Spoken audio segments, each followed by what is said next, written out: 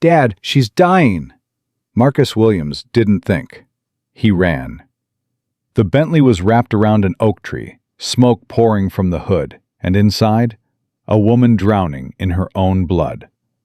He ripped the door off its hinges, pulled her out, carried her to safety. Then he vanished. No name, no number, no reward. Just a worn wooden pencil left behind on her hospital blanket. She was worth $3 billion. He made $47,000 a year. And when she finally found him 6 months later, she didn't come as herself. She came as a lie.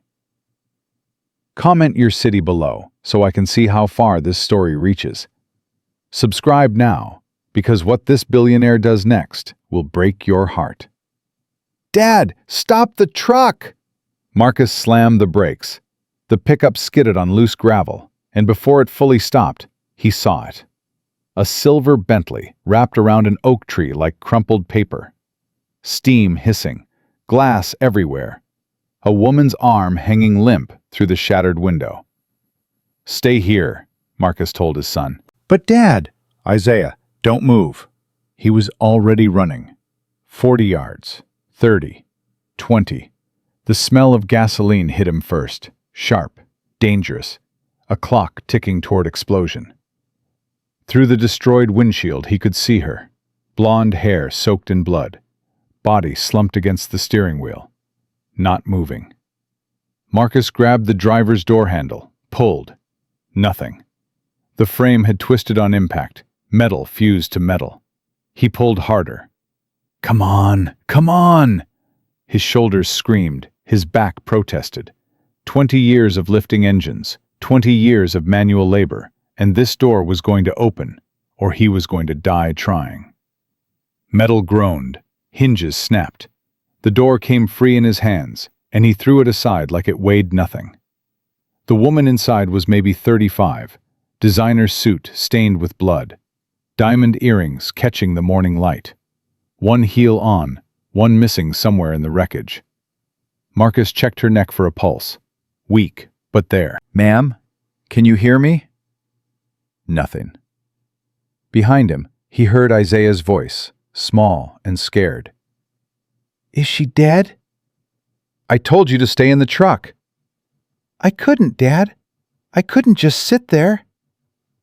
Marcus looked at his son, 8 years old, eyes wide with terror, standing 10 feet away with his hands shaking. The boy had already watched his mother die. He didn't need to watch a stranger die, too. She's alive, Marcus said. But I need to get her out. That gas tank could blow any second. What do I do? Flag down the next car. Tell them to call 911. Isaiah nodded and ran toward the road. Marcus turned back to the woman. He slid one arm under her shoulders, one under her knees, careful not to move her neck too much. She was lighter than he expected. Or maybe fear was making him stronger. He lifted her out of the wreck and carried her across the grass, away from the gasoline, away from the tree, away from death. Laid her down gently. Her eyes fluttered open. Don't move, Marcus said. You hit a tree. Help's coming. She tried to focus on his face. Failed. Her lips moved, but no sound came out. Easy. Just breathe. You're going to be okay. Who? She whispered. Who are you? Nobody important. Just rest. Her eyes rolled back, unconscious again. Marcus pulled off his jacket, folded it, placed it under her head to keep her neck stable. He could hear sirens now. Someone had called it in. Good. His job was done. Isaiah came running back. An ambulance is coming. A lady in a minivan called. Good job, son. Dad? Yeah? You saved her life. Marcus looked at the woman on the ground. Blood still seeped from a gash on her forehead, but her chest rose and fell steadily. She was breathing. She was alive. We saved her life, he said. Now let's get out of here before we're late for school. Isaiah stared at him. We're just gonna leave? Paramedics will take care of her. That's their job. But don't you want to know if she's okay? Don't you want her to say thank you? Marcus knelt down so he was eye level with his son. He put both hands on Isaiah's shoulders and looked him straight in the eyes. Listen to me. You don't do good things so people will thank you. You do good things because they need doing. That woman needed help. We helped her. End of story. But your mama taught me that, and now I'm teaching you. We don't need credit. We don't need rewards. We just need to know we did right. Understand? Isaiah nodded slowly. Yes, sir. Good. Now get in the truck. The ambulance arrived 3 minutes later. Marcus watched from a distance as the paramedics loaded the woman onto a stretcher. One of them jogged over to ask questions. Sir, were you the one who pulled her out? Yeah. That was incredibly brave. The fuel line was ruptured. That car could have exploded any second. You saved her life. She okay? She's stable. We're taking her to County General. Can I get your name for the report? Marcus was already walking back to his truck. Doesn't matter. Sir? Sir, we really should. The pickup door slammed shut. The engine turned over, and Marcus Williams drove away without looking back.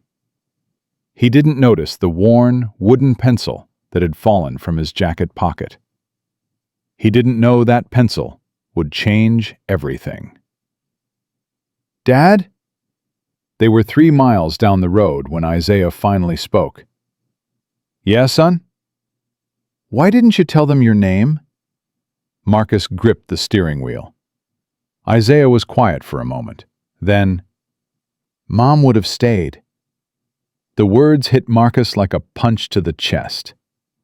What? Mom would have stayed until she knew the lady was okay. She would have gone to the hospital. She would have... Isaiah. Marcus's voice came out harder than he intended. Your mother isn't here anymore. Silence. Marcus immediately regretted it. He glanced in the rearview mirror and saw his son staring out the window, jaw tight, eyes wet. I'm sorry, Marcus said. I didn't mean... It's fine. It's not fine. That was wrong of me. I said, it's fine, Dad. They drove the rest of the way to school without speaking. When Marcus pulled up to the entrance, Isaiah grabbed his backpack and opened the door. Isaiah. The boy paused. Your mother would be proud of you today. The way you ran for help. The way you didn't panic. That was brave. Isaiah didn't turn around. Would she be proud of you too? He was gone before Marcus could answer. Marcus sat in the school parking lot for a long time after Isaiah disappeared inside. Would she be proud of you too? He didn't know anymore. 2 years ago, Denise Williams had been the center of everything. The reason he got up in the morning. The voice that talked him through hard days. The woman who believed in him when nobody else did, not even himself. Then cancer came. Quietly at first. A cough that wouldn't go away. Fatigue that rest couldn't fix. By the time they found it, the disease had already spread. 6 months, that's what the doctors gave her. She lasted 8. Those final weeks, when Denise could barely lift her head, she'd made Marcus promise 3 things. First, take care of Isaiah. Give him everything he needs to become the man he's supposed to be. Second, don't let grief make you hard. Stay soft. Stay open. The world will try to close you off, but don't let it.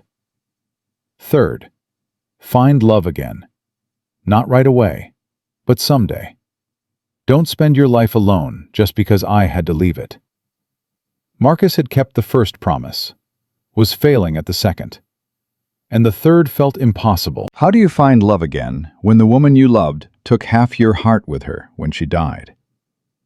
His phone buzzed. Text from Mrs. Patterson next door. Saw you leave early. Everything okay? He typed back. Long morning. All good. Casserole in your fridge when you get home. Thank you. Mrs. Patterson had been bringing food since the funeral. Every few days something new appeared. Casseroles, soups, fresh bread. Marcus had tried to pay her once. She'd looked at him like he'd insulted her ancestors. "You think I do this for money?" she'd said. "I do this because your wife was my friend.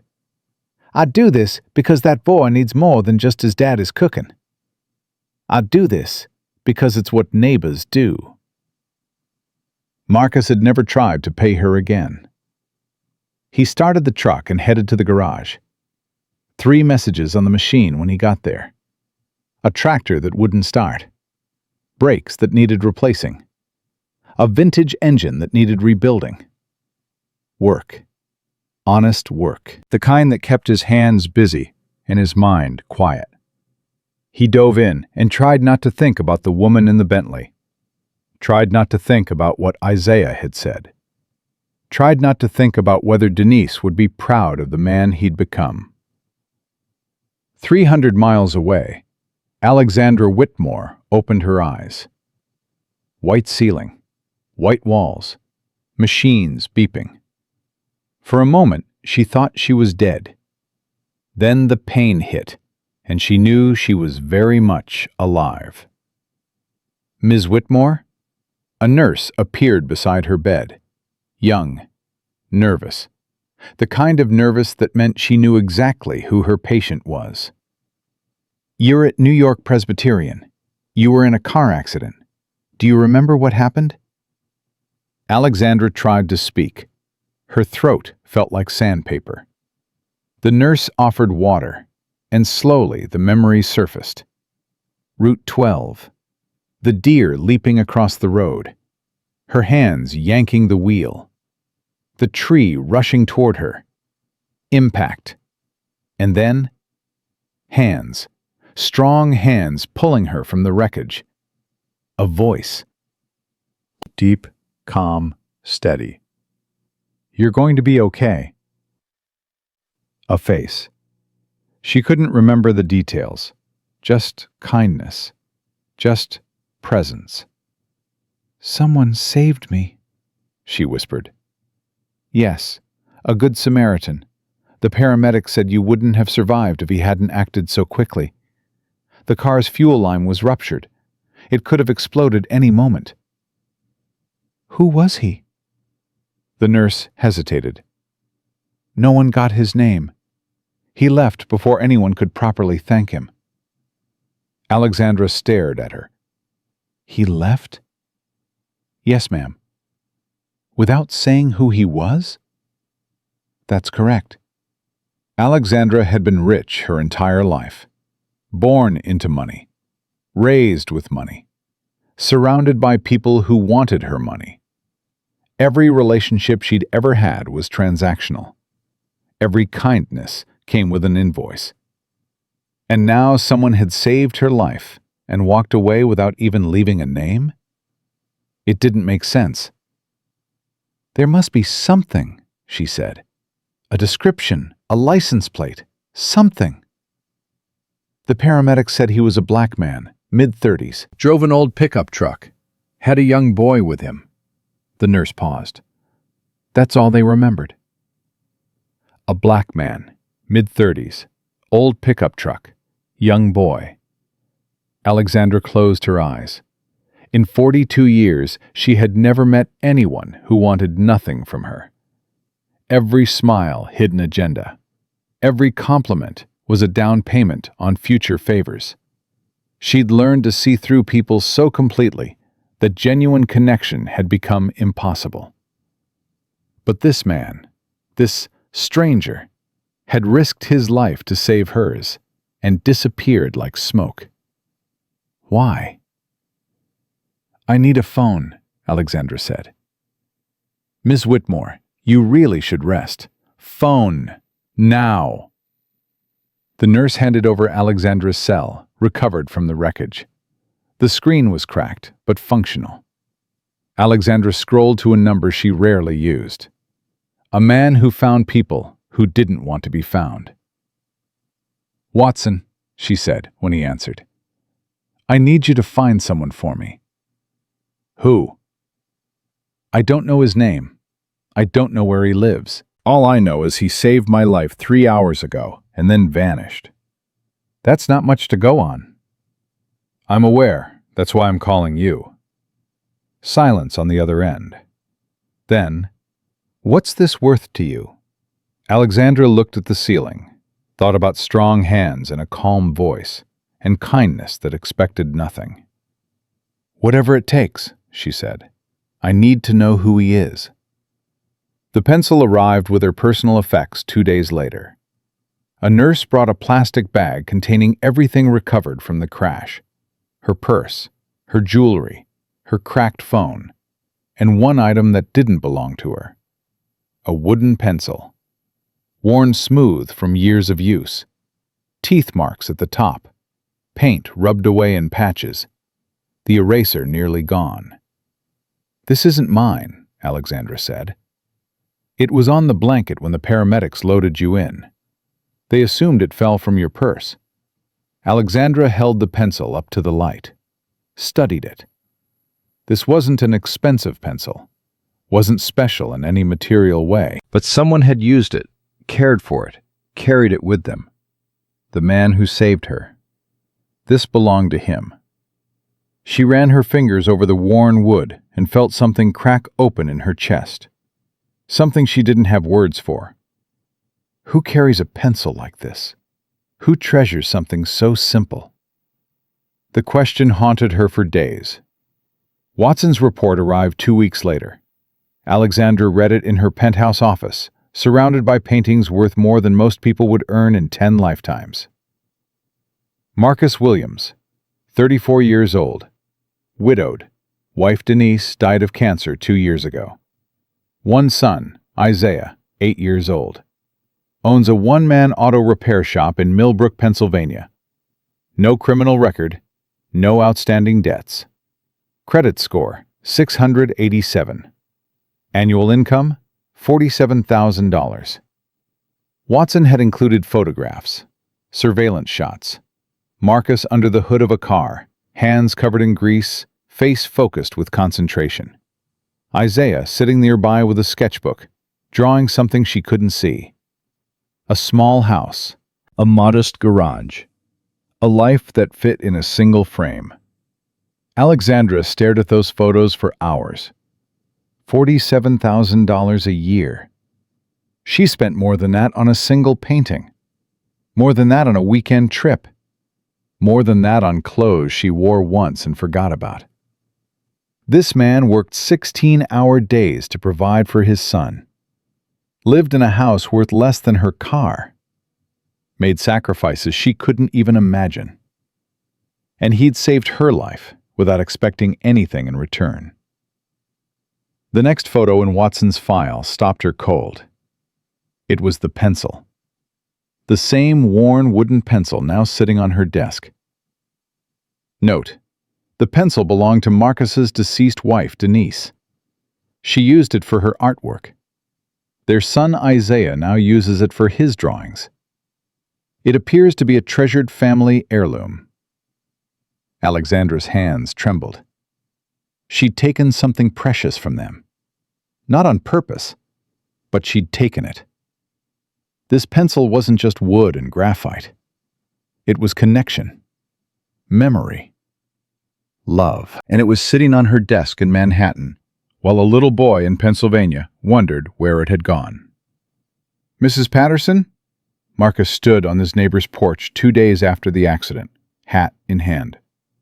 "Marcus, come in, come in. I just made coffee." He followed her inside. The house smelled like cinnamon and something baking. Mrs. Patterson was 73 years old, widowed herself, and had lived next door since before Marcus was born. "What brings you by, honey?" "I need to ask you something." "Anything."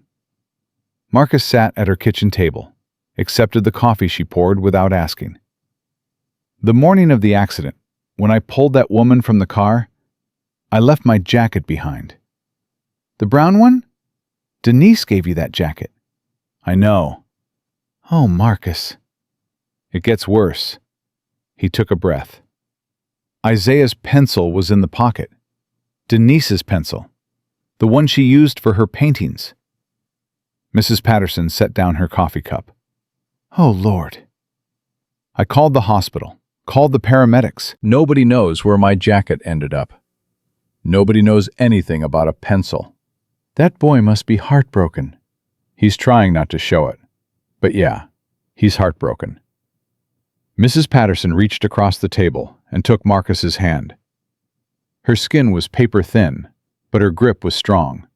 You did a good thing that morning, Marcus. A brave thing. Doesn't feel like it. It never does. That's how you know it was real. She squeezed his hand. The Lord works in mysterious ways. Maybe that pencil ended up exactly where it was supposed to. In some stranger's possession. Maybe that stranger needs it more than you know. Marcus pulled his hand back.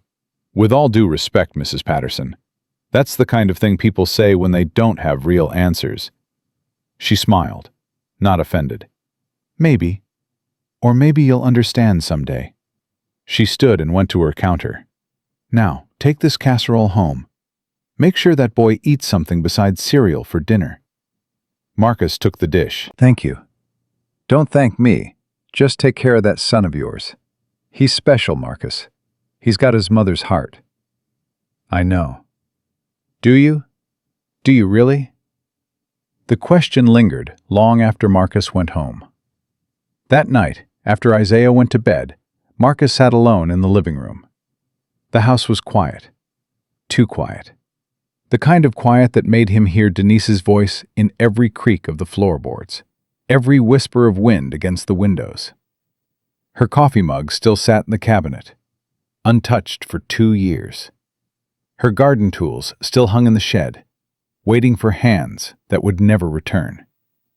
Her initials, DW plus MW, were still carved into the oak tree in the backyard, a promise they'd made their first summer as homeowners. Forever. That's what they'd carved beneath their initials. Forever turned out to be 12 years. Marcus pulled out his phone and looked at the last photo he'd taken of Denise. 3 weeks before she died. She was sitting in the garden, too thin, too pale, but still smiling. Always smiling. I don't know what I'm doing, he said to the photo. I don't know if I'm raising him right. I don't know if I'm honoring you or failing you. The photo didn't answer. He asked me today if you'd be proud of me. I didn't know what to say. Silence. Would you? Would you be proud of the man I've become? The phone screen went dark. Denise's face disappeared. Marcus sat in the darkness for a long time. 300 miles away, Alexandra Whitmore was making a decision that would change everything.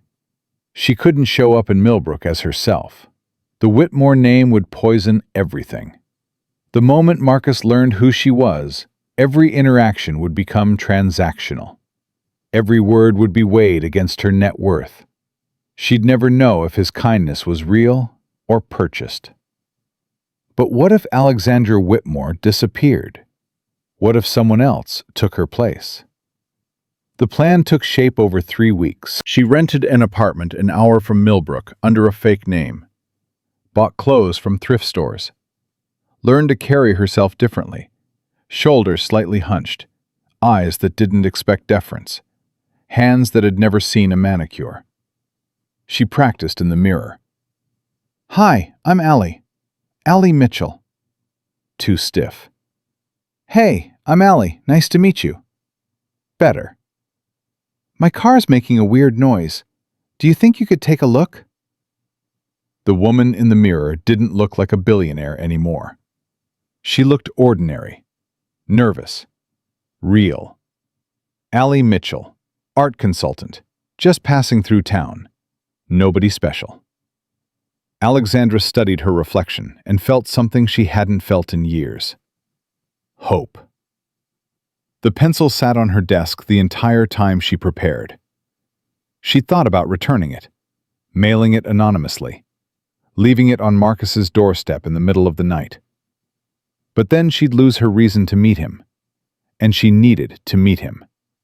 Needed to understand him, needed to know what kind of man saves a stranger's life and wants nothing in return. The pencil would be her excuse, her way in, She stopped herself. Was this wrong? Was she being manipulative? Using a family heirloom as bait? She looked at Watson's photos again. Marcus with grease on his hands, Isaiah with his sketchbook. A small house full of love and loss and resilience. These were real people, with real lives, real pain. And she was about to insert herself into their world with a lie. But what choice did she have? If she showed up as Alexandra Whitmore, everything would change. Marcus would see dollar signs. Isaiah would see opportunity. The whole town would see a story for the newspapers. She'd never get the truth. Never understand what made Marcus different from everyone else she'd ever met. The lie was necessary. That's what she told herself. The lie was the only way to find something real. "Dad? Dad, wake up!"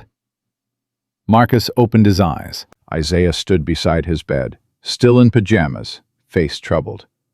"What time is it?" 6:30. You slept through your alarm." Marcus groaned and sat up.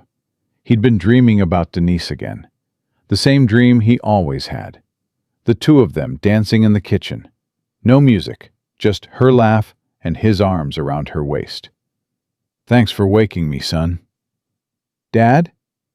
"Yeah?" "I had a dream about Mom last night." Marcus went still. "What kind of dream?" "She was in a garden, a really big garden, and she told me not to be sad about the pencil." "She did?" "Yeah, she said some things get lost so they can be found by someone who needs them more." Marcus stared at his son. 8 years old, wise beyond his years. So much like his mother, it hurt. "That's a nice dream," Marcus said. "Do you think it was real? Do you think she really talked to me?" "I think..." Marcus pulled Isaiah into a hug. "I think your mother loves you very much, and I think she'd find a way to tell you that, whether it's real or not." Isaiah hugged him back tight. "I miss her." "I know, son. Me too." "But Dad?" "Yeah?" "I'm glad I still have you." Marcus held his boy and didn't trust himself to speak. Some mornings were harder than others. This was one of them. Neither of them knew that 70 miles away, a woman named Allie Mitchell was loading her suitcase into a rented Honda Civic. Neither of them knew she was driving toward Millbrook with a worn wooden pencil in her pocket and a lie on her lips. Neither of them knew that the crash on Route 12 had been just the beginning. The real collision, the one that would shatter everything they thought they knew about love and loss and second chances, was still coming. And when it finally arrived, nothing would ever be the same. The Honda Civic pulled into Millbrook on a Tuesday morning when the autumn leaves were just starting to turn. Allie Mitchell, the woman who used to be Alexandra Whitmore, drove slowly down Main Street, taking in the small-town America she'd only seen in movies. A diner, a hardware store, a church with a white steeple. Everything the world she came from wasn't. She found the garage easily. Watson's directions had been precise. A hand-painted sign read Williams Auto Repair in faded blue letters, and beneath it a smaller sign, Honest Work at Honest Prices. Allie parked the Honda and sat for a moment, hands trembling on the steering wheel. What was she doing? She was a billionaire pretending to be nobody. A CEO playing dress-up. A woman who'd spent 3 months learning how to be ordinary so she could infiltrate the life of a man who'd saved her without asking for anything. It was insane. It was manipulative. It was the only way she knew to find something real. She got out of the car. The garage door was open, and she could hear music playing inside. Old Motown, Marvin Gaye singing about mercy. A pair of legs stuck out from under a Ford truck, and beside them, a small boy sat on an overturned crate, drawing in a sketchbook. Isaiah looked up first. "Hi," he said. "You need help?" Allie's heart seized. The boy from Watson's photographs. The boy who'd lost his mother. The boy whose pencil was sitting in her pocket right now, burning against her thigh like a confession. Yes. My car's been making a strange noise. I was hoping someone could take a look." "Dad!" Isaiah shouted. "Customer!" The legs under the truck shifted. A creeper rolled out, and Marcus Williams sat up, wiping his hands on a rag already stained with grease. Allie stopped breathing. She'd seen the surveillance photos.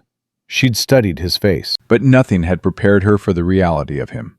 The quiet strength in his shoulders, the kindness in his eyes, the way he looked at her without any of the calculation she was used to seeing in men's faces. "Afternoon," Marcus said. "What seems to be the problem?" "My car. It's making a noise, sort of a grinding sound when I brake." Marcus stood, tucked the rag into his back pocket, and walked toward her Honda.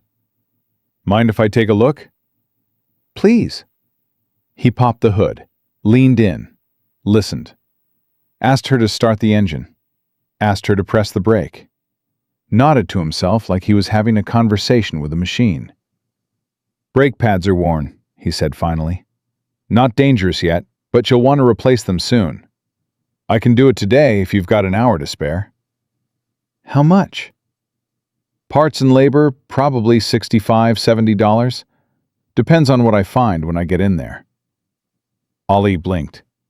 In Manhattan, she'd paid $300 to have her Bentley's brake pads replaced, and that was with a corporate discount. "That's very reasonable." Marcus shrugged. "I charge fair prices. People around here work hard for their money. Don't feel right taking more than a job's worth." Something twisted in Allie's chest. Something that felt dangerously like admiration. "I'll wait," she said. "If that's okay." "Suit yourself. There's coffee inside if you want it. Isaiah, show the lady where the pot is."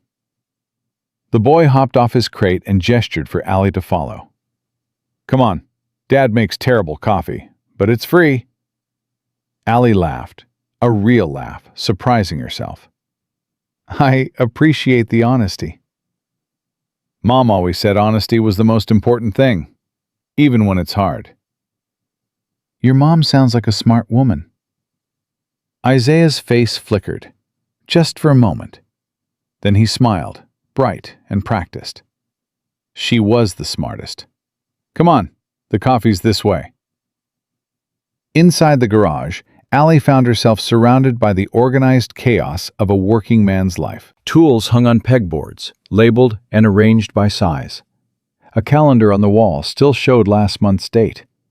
And everywhere, on every available surface, there were drawings.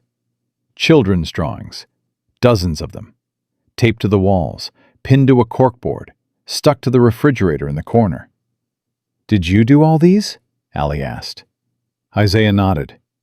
"Dad puts up everything I make, even the bad ones." Allie studied the nearest drawing. A family standing under a tree. Father, mother, child. The mother was floating slightly above the ground, like an angel or a ghost. "This one isn't bad," Allie said quietly. "It's beautiful.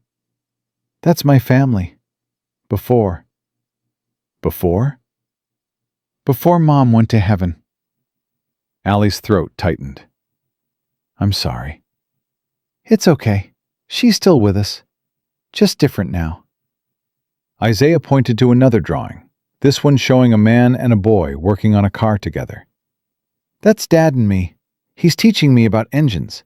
He says every man should know how to fix things." "He's right. Do you know how to fix things?"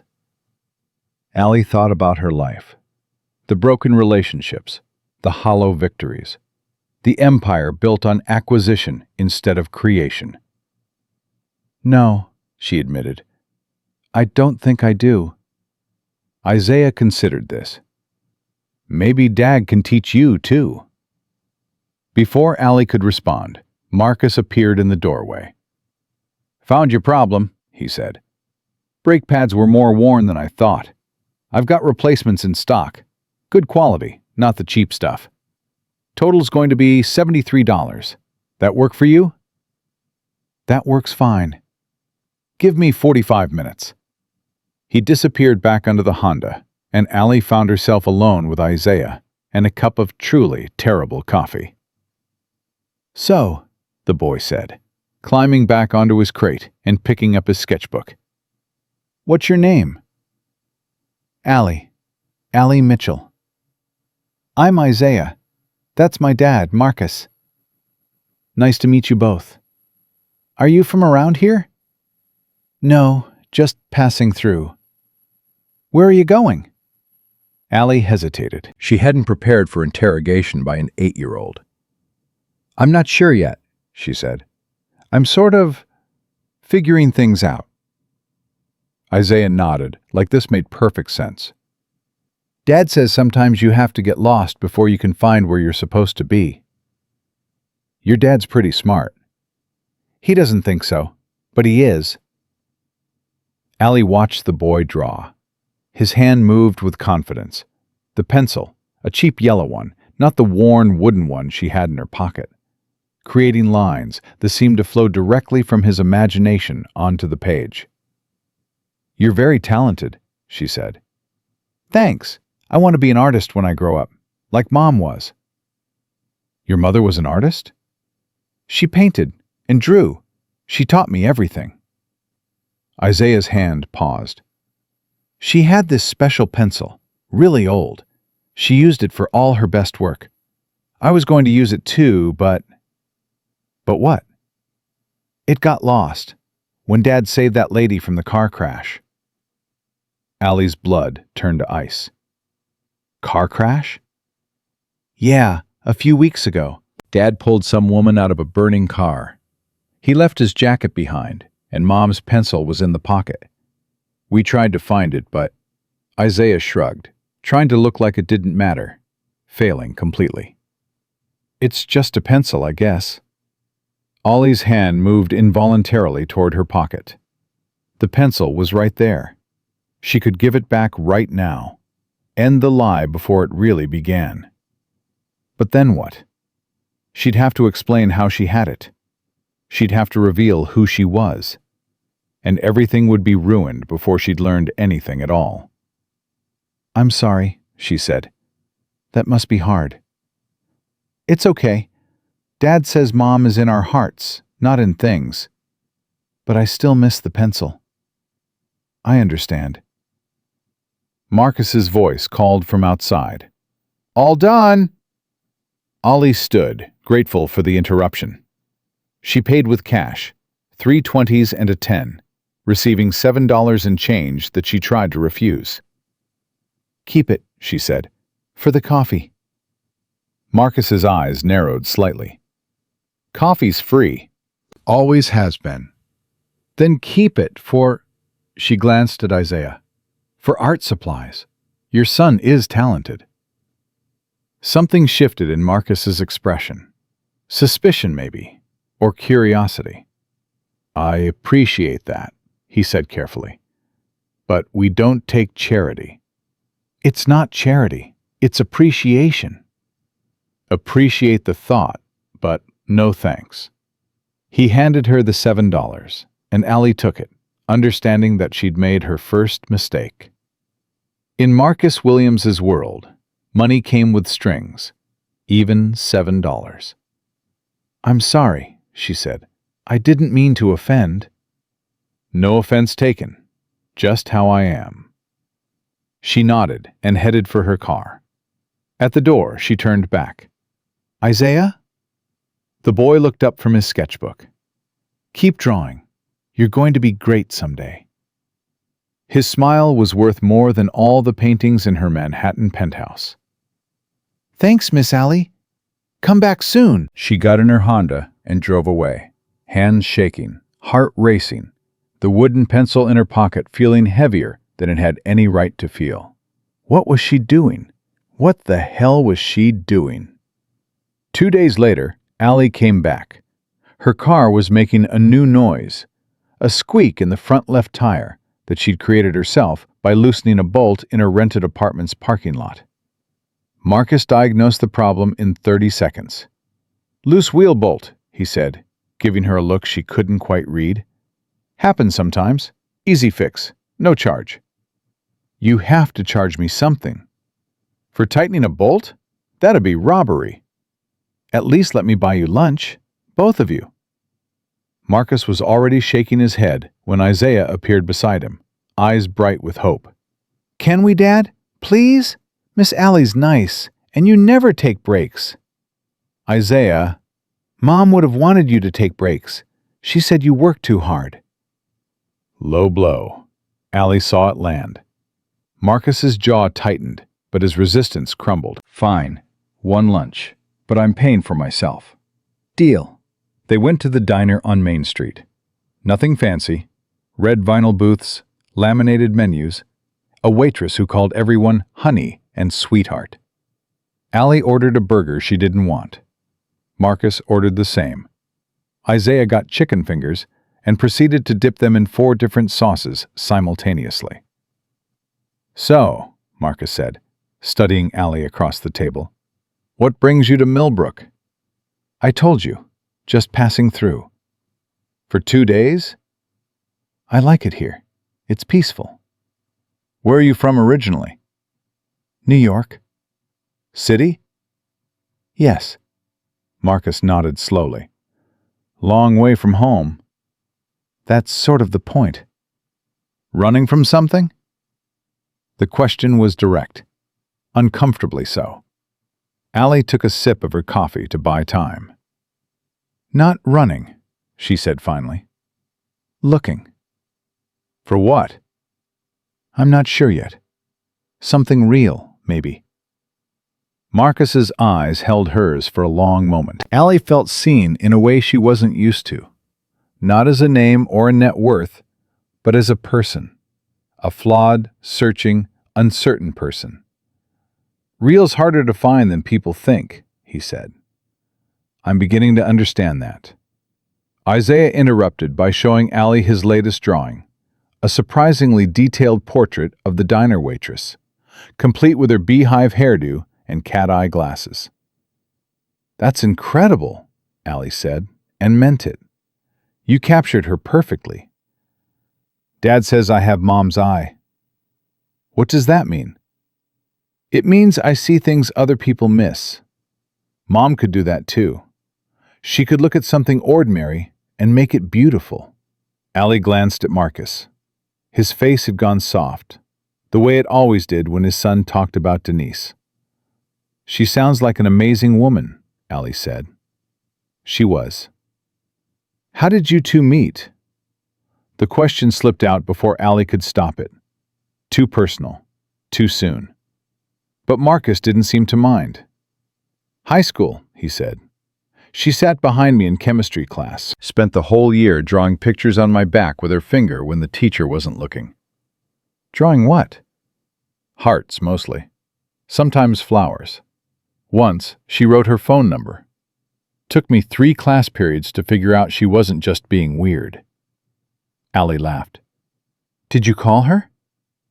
"That night. My hands were shaking so bad I could barely dial." Marcus smiled at the memory.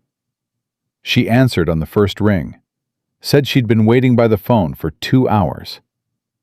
"That's romantic." "That's Denise. She knew what she wanted and went after it. I was just lucky enough to be what she wanted." "And then?" "And then we got married. Had Isaiah. Built a life." His smile faded. "Then cancer came and took her away. End of story." "I'm sorry." "Don't be. I got 12 years with the best woman I've ever known." Some people never get that. Isaiah had gone quiet during this exchange, his attention fixed on his drawing. But Allie noticed his hand had stopped moving. "Your mom sounds like someone I would have liked to know," she said to the boy. "She would have liked you too," Isaiah said without looking up. "She liked people who ask questions." Did she? "Yeah, she said people who ask questions are curious, and curious people are never boring." Allie felt tears prick her eyes. She blinked them away. "That's very wise." Mom was wise about everything. Isaiah finally looked up. "Dad's wise too, but different. Mom was wise about feelings. Dad's wise about doing." Marcus reached over and ruffled his son's hair. "When did you get so smart?" "I've always been smart. You're just now noticing." The laughter that followed felt natural, easy, like Allie belonged at this table, in this town, in this moment. It was the happiest she'd felt in years. And the guiltiest. The weeks that followed fell into a pattern. Ollie's car developed a remarkable number of small problems. A squeaky belt here, a loose wire there, each one requiring a visit to Marcus's garage. She came so often that Mrs. Patterson started waving to her from the porch next door. The waitress at the diner learned her usual order. Isaiah began saving his best drawings to show her. And Marcus began to trust her. Not quickly, not easily, but gradually, like ice melting in spring, his defenses came down. He started asking about her life, her past, her plans. She answered with carefully constructed lies, close enough to truth to feel authentic, vague enough to avoid detection. She'd been an art consultant in New York, had burned out from the pressure, was taking time to figure out what she really wanted. It wasn't entirely false. "What kind of art?" Marcus asked one afternoon, while they watched Isaiah sketch on the garage floor. "All kinds. I worked with collectors, museums, auction houses, Helped people find pieces that spoke to them." Must be nice, working with beautiful things all day." "You'd think so. But after a while, the beauty starts feeling empty, like pretty packaging with nothing inside." Marcus nodded slowly. "I think I understand that." "Do you?" "Yeah. When Denise was sick, people kept bringing flowers. Beautiful arrangements, expensive. But they just reminded us of funerals. I would have traded every bouquet for 5 more minutes with her." Allie's chest ached. "What would you have done with those 5 minutes?" "Nothing special. Held her hand. Told her I loved her. Maybe just sat in silence. The ordinary stuff I didn't know I'd miss so much." "That doesn't sound like nothing. That sounds like everything." Marcus looked at her, really looked, and Allie felt the walls around her lie start to crumble. "You're different," he said. "Different how?" "Most people, when they hear about Denise, they don't know what to say. They get awkward. Try to change the subject. But you just listen. Grief shouldn't be hidden. It should be witnessed. Is that something you learned in the art world?" "It's something I learned from losing people, too." This, at least, was true. Allie's parents had died in a plane crash when she was 19. No warning, no goodbye. Just there one day, gone the next. She'd spent 20 years building walls to protect herself from that kind of loss.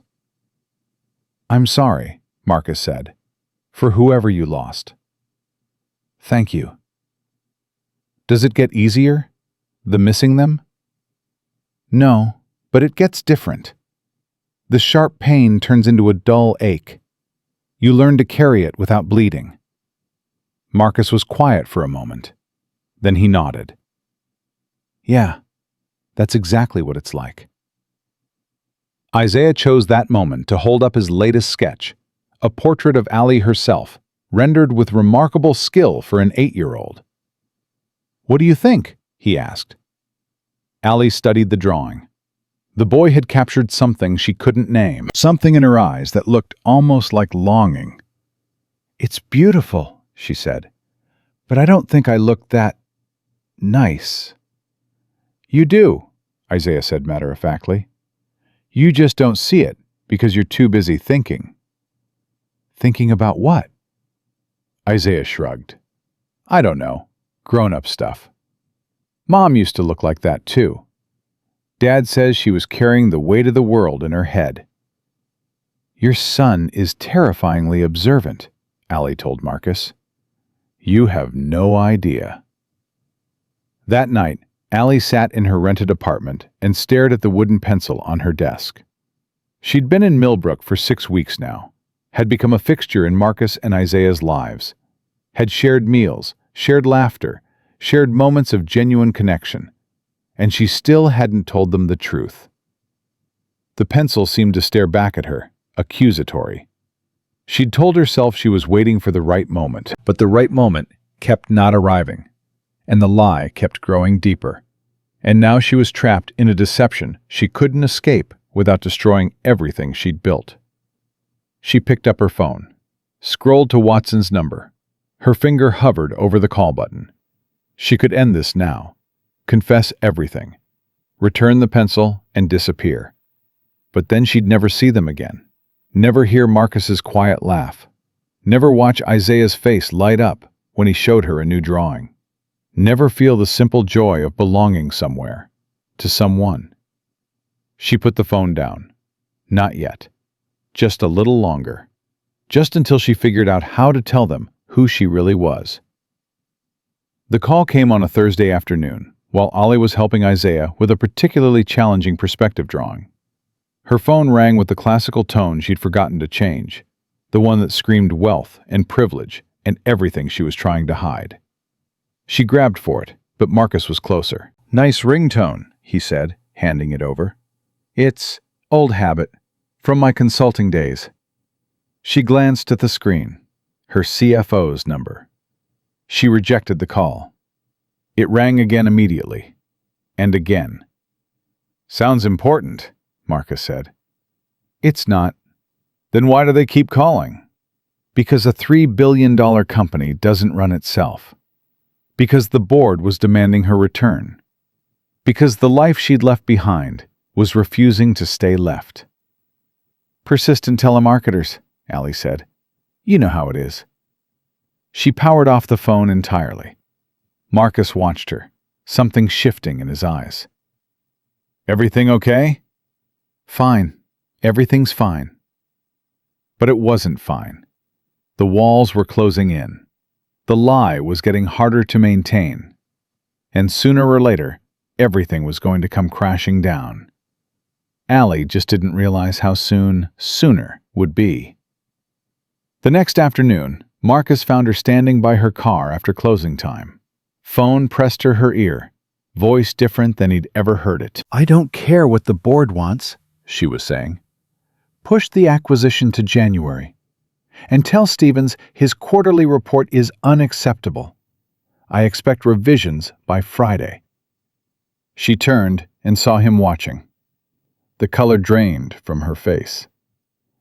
"I have to go," she said into the phone, and hung up. Silence stretched between them. "Art consultant," Marcus said flatly. "Marcus, that didn't sound like any art consultant I've ever heard of." "I can explain." "Can you?" His voice wasn't angry. It was worse than that. It was disappointed. "It's complicated," Allie said. "Uncomplicate it." There are things about me, about my life, things I haven't told you." "I figured that out on my own." "I wanted to tell you. I've been trying to find the right time." "Right time for what?" Marcus stepped closer. "Who are you, Allie? Who are you really?" The question hung in the air. This was it. The moment she'd been dreading. the moment everything would change. Allie opened her mouth to confess, and Isaiah came running out of the garage. "Dad, Miss Allie, look what I drew!" He held up a picture. 3 people standing under a tree. Father, son, and a woman with Allie's face. "It's us," Isaiah said proudly. "Our new family!" Allie's heart shattered. Marcus's face went completely still. And somewhere in Manhattan, a private investigator named Watson booked a flight to Pennsylvania. The truth was coming, whether Allie was ready or not. Marcus didn't sleep that night. He lay in bed staring at the ceiling, replaying the phone call he'd overheard. The voice that came out of Allie's mouth, commanding, sharp, powerful, wasn't the voice of an art consultant who'd burned out from stress. It was the voice of someone who gave orders and expected them to be followed. Someone accustomed to power. Who was she? The question gnawed at him like a splinter he couldn't reach. At 3 a.m., he got up and went to the kitchen. Made coffee he didn't want. Sat at the table where they'd shared so many meals together. Him, Isaiah, and the woman who called herself Allie Mitchell. 6 weeks. She'd been in their lives for 6 weeks. Long enough for Isaiah to start drawing her into their family portraits. Long enough for Marcus to start imagining a future he'd sworn he'd never imagine again. And all of it built on lies. The sun was coming up when Isaiah wandered into the kitchen, rubbing sleep from his eyes. "Dad, why are you up so early?" "Couldn't sleep." "Is it about Miss Allie?" Marcus looked at his son, 8 years old and already too perceptive for his own good. "What makes you ask that?" "You had your thinking face on yesterday, after she got that phone call." Isaiah climbed into the chair across from him. "Is something wrong with her?" "I don't know, son. That's what I'm trying to figure out." "She's nice, Dad. I know she is. I can feel it." "Sometimes nice people have secrets." "Everybody has secrets. You told me that." This might be different. Isaiah was quiet for a moment. Then, "Do you like her?" The question hit Marcus harder than it should have. "What?" "Miss Allie. Do you like her? Like the way you liked Mom?" "Isaiah, it's okay if you do. Mom wouldn't be mad. She'd want you to be happy." Marcus reached across the table and took his son's hand. "When did you get so grown up?" "I've always been grown up. You just treat me like a kid." "You are a kid." "I'm almost 9. Despite everything, Marcus smiled. Almost 9. Ancient. "Dad?" "Yeah?" "Whatever Miss Ali's secret is, give her a chance to explain, okay? Don't just get mad like you do." "I don't just get mad." Isaiah gave him a look that was pure Denise, skeptical, loving, seeing right through him. "Fine," Marcus said. "I'll give her a chance to explain." "Promise?" "Promise." But the explanation came before Marcus could ask for it. And it came from the last person he expected. The knock on his door came at 4 p.m. Just as Marcus was closing up the garage for the day. He opened it, expecting Allie, prepared for a conversation he'd been rehearsing in his head for hours. Instead, he found a white man in an expensive suit, holding a leather briefcase and looking thoroughly out of place on Maple Street. "Mr. Williams?" "That's me. Can I help you?" "My name is Watson. I'm a private investigator." The man produced a business card. "I'm looking for someone who's been missing for several months. I believe you may know her." Marcus's stomach dropped. "Missing?" "Yes. A woman named Alexandra Whitmore. Perhaps you know her by another name." Watson reached into his briefcase and pulled out a photograph. Marcus looked at it and felt the ground shift beneath his feet. It was Allie. But not Allie. This version wore a designer suit that probably cost more than his truck. She stood next to a painting in what looked like a museum, smiling for cameras with the practiced ease of someone used to being photographed. Alexandra Whitmore, Watson said, CEO of the Whitmore Foundation, heir to the Whitmore art fortune, net worth approximately $3 billion. Marcus couldn't speak. She disappeared from New York 6 months ago, following a car accident on Route 12. A Good Samaritan pulled her from the wreckage and vanished before anyone could get his name. Watson's eyes met Marcus's. I believe that Good Samaritan was you, Mr. Williams. Still, Marcus couldn't speak. Mrs. Whitmore became obsessed with finding her rescuer. She hired me to locate you. When I did, she made a rather unusual decision. Watson's voice was carefully neutral. She decided to come here herself, under an assumed identity. Allie Mitchell, Marcus heard himself say. Yes, a persona she created specifically to meet you without revealing her true identity. Why? That's a question only she can answer. But I can tell you that her family is concerned. She's been absent from her responsibilities for months. The board of directors is threatening legal action. And her mental state has been questioned. Her mental state? Some believe she's having a breakdown. Others believe she's simply running from her responsibilities. Watson tucked the photograph back into his briefcase. I'll leave you to form your own conclusions, but I thought you deserved to know the truth. Why? Why tell me? Watson paused at the door. Because I've been watching her these past few weeks, Mr. Williams. The way she looks at you. The way she is with your son. Whatever her reasons for coming here, I don't believe she intended any harm. But deception is still deception, and you strike me as a man who values honesty. He handed Marcus the business card. If you need to reach me, or if you have questions I might be able to answer. Then he was gone, leaving Marcus standing in his doorway, holding a photograph of a woman worth $3 billion who'd spent 6 weeks pretending to be nobody. Isaiah appeared behind him. Dad? Who is that man?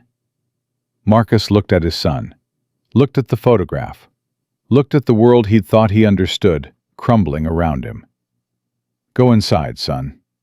But, Isaiah, inside, now. The boy retreated, and Marcus sat down on the porch steps because his legs wouldn't hold him anymore. $3 billion. Alexandra, whatever her name was, could buy his entire town with pocket change, could buy 100 garages like his, could solve every financial problem he'd ever had without noticing the expense.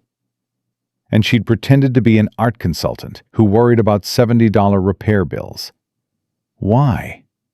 The question burned in his chest. Why would someone with everything pretend to have nothing? Why would she lie? Why would she make him care about her, make Isaiah love her, make them believe she was real, when everything about her was fake? The anger came slowly, then all at once. She'd treated their lives like a game, like entertainment. Rich woman plays poor, sees how the other half lives, gets bored, goes home, writes it off as an interesting experience. And Marcus had fallen for it. He'd let himself feel things he'd sworn he'd never feel again. He'd let Isaiah get attached. He'd let hope creep back into a heart he'd thought was permanently closed. All because a billionaire wanted to play pretend. He heard her car pull into the driveway before he saw it. The Honda, probably rented, probably just another prop in her elaborate costume, parked in its usual spot. Allie got out and saw him on the porch. Her face went pale. Marcus, I was going to... $3 billion. She stopped walking. What? That's what you're worth. $3 billion. I had to hear it from a private investigator, because you couldn't be bothered to tell me yourself. Marcus, please let me explain. Explain what? He stood, and his voice was louder than he intended. Explain why you lied to us for 6 weeks? Explain why you pretended to be someone you're not? Explain why you made my son think you were going to be part of our family? I never meant to hurt you. Then what did you mean to do? Study us? Write a report about how the poor people live? Tell your rich friends about the quaint little mechanic you met in Pennsylvania? No, God, no, that's not— Then what? Tell me, Alexandra. What was the plan? The use of her real name hit her like a slap. She flinched. I wanted to know you, she said quietly. The real you, without money getting in the way. So you lied. I didn't know how else to find something real. Real? Marcus laughed, but there was no humor in it. You don't know what real is. Real is working 16 hours a day to keep a roof over your kid's head. Real is choosing between groceries and school fees. Real is watching your wife die and having to explain to your son why mommy isn't coming home. I know what loss feels like. No, you don't. You know what inconvenience feels like, what disappointment feels like. But loss? Real loss? That's not something you can buy your way out of. Alexandra's eyes filled with tears. I lost my parents when I was 19. Plane crash. No warning, no goodbye. I know what it's like to have someone you love just vanish. Marcus hesitated, just for a moment. I'm sorry for your loss, but that doesn't excuse what you did to us. I know it doesn't. But Marcus, what I feel for you, what I feel for Isaiah, that's not fake. That's the realest thing I've ever felt in my life. How would I know? Everything you've told me is a lie. Not everything. My name is a lie. My job is a lie. But the feelings, the connection, that's real. You don't get to decide what's real, not after 6 weeks of deception. Isaiah's voice came from the doorway. Dad? Marcus turned. His son stood there, holding the drawing he'd made yesterday. 3 people under a tree. The family he'd imagined they could become. Isaiah, go back inside. Is Miss Allie really a billionaire? Marcus closed his eyes. He'd wanted to protect Isaiah from this. Keep him away from the ugly truth until he figured out what to do. Too late now.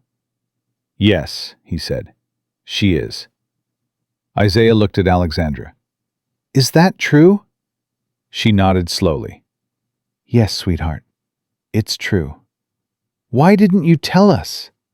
Because I was afraid. If you knew who I really was, I thought you'd treat me differently. I thought you'd only see the money. I wouldn't have cared about the money.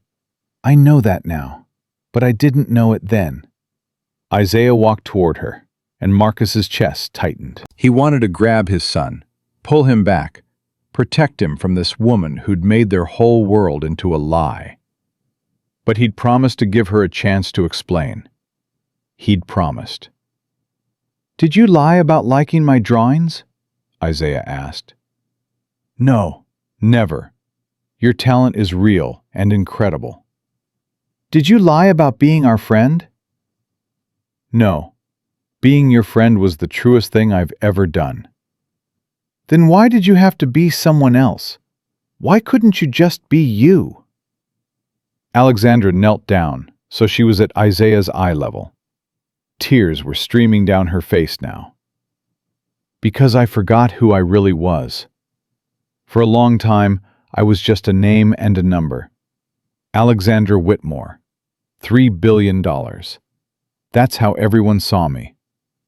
But when your father saved my life and walked away without asking for anything, it reminded me that there were still good people in the world. People who didn't care about money. People who just did the right thing because it was right. She reached out and gently touched Isaiah's cheek. I wanted to be around that goodness. I wanted to feel it. I wanted to remember what it was like to be valued for something other than my bank account. But you still lied. Yes, I still lied. And that was wrong. Horribly wrong. And I'm so sorry. Isaiah looked at the drawing in his hands. The family under the tree. Mom always said the worst lies are the ones we tell to people we love, because those hurt the most. Your mother was right. Are you sorry because you got caught? Or are you sorry because you hurt us? The question was devastating in its simplicity. Alexandra's voice broke. I'm sorry because I hurt you. I'm sorry because I finally found something real, and I ruined it with my own fear. I'm sorry because I love you both, and I don't expect you to believe that anymore. Isaiah was quiet for a long moment. Then he handed her the drawing. I made this for our family, he said. But I guess we're not really a family anymore. He turned and walked back into the house without looking back. Marcus and Alexandra stood alone in the growing darkness. You should go, Marcus said. Marcus, I mean it. Leave. Don't come back. Please, just let me. No. His voice was hard. Final.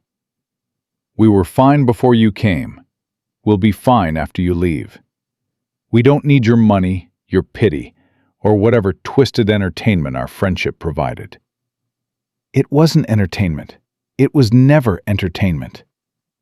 Then what was it? What do you call lying to someone for 6 weeks, making them care about you, making their child love you? I call it the biggest mistake of my life. Well, congratulations. Mistake acknowledged. Now get out. Alexandra stood frozen, tears still falling. I'm going to leave the pencil, she said. Your wife's pencil. I've had it since the accident. It fell from your jacket when you saved me. I should have returned it immediately, but I used it as an excuse to find you. Marcus felt like he'd been punched in the gut. You had Denise's pencil? This whole time? Yes. And you didn't tell me? I was going to. I kept trying to find the right moment. There is no right moment. That pencil belonged to my wife. Isaiah's been grieving over it for weeks, and you had it in your pocket the whole time? I know. I know how terrible that sounds. Get out. Marcus, get out! The words echoed across the neighborhood. Mrs. Patterson's porch light came on. Someone's dog started barking. Alexandra reached into her pocket and pulled out the worn wooden pencil. She set it carefully on the porch railing. I'm sorry, she whispered, for everything. Then she walked to her car, got in, and drove away. Marcus stood on this porch and watched her taillights disappear down the road. When he couldn't see them anymore, he picked up the pencil. Denise's pencil. The one she'd used for all her best work. The one Isaiah had given him on the anniversary of her death. He'd left it behind when he saved a billionaire's life, and the billionaire had kept it for 6 months as a souvenir. Marcus sat down on the porch steps and held the pencil in both hands. He thought about Denise, about the life they'd built together, about the promises she'd made him keep. Don't let grief make you hard. Stay soft. Stay open.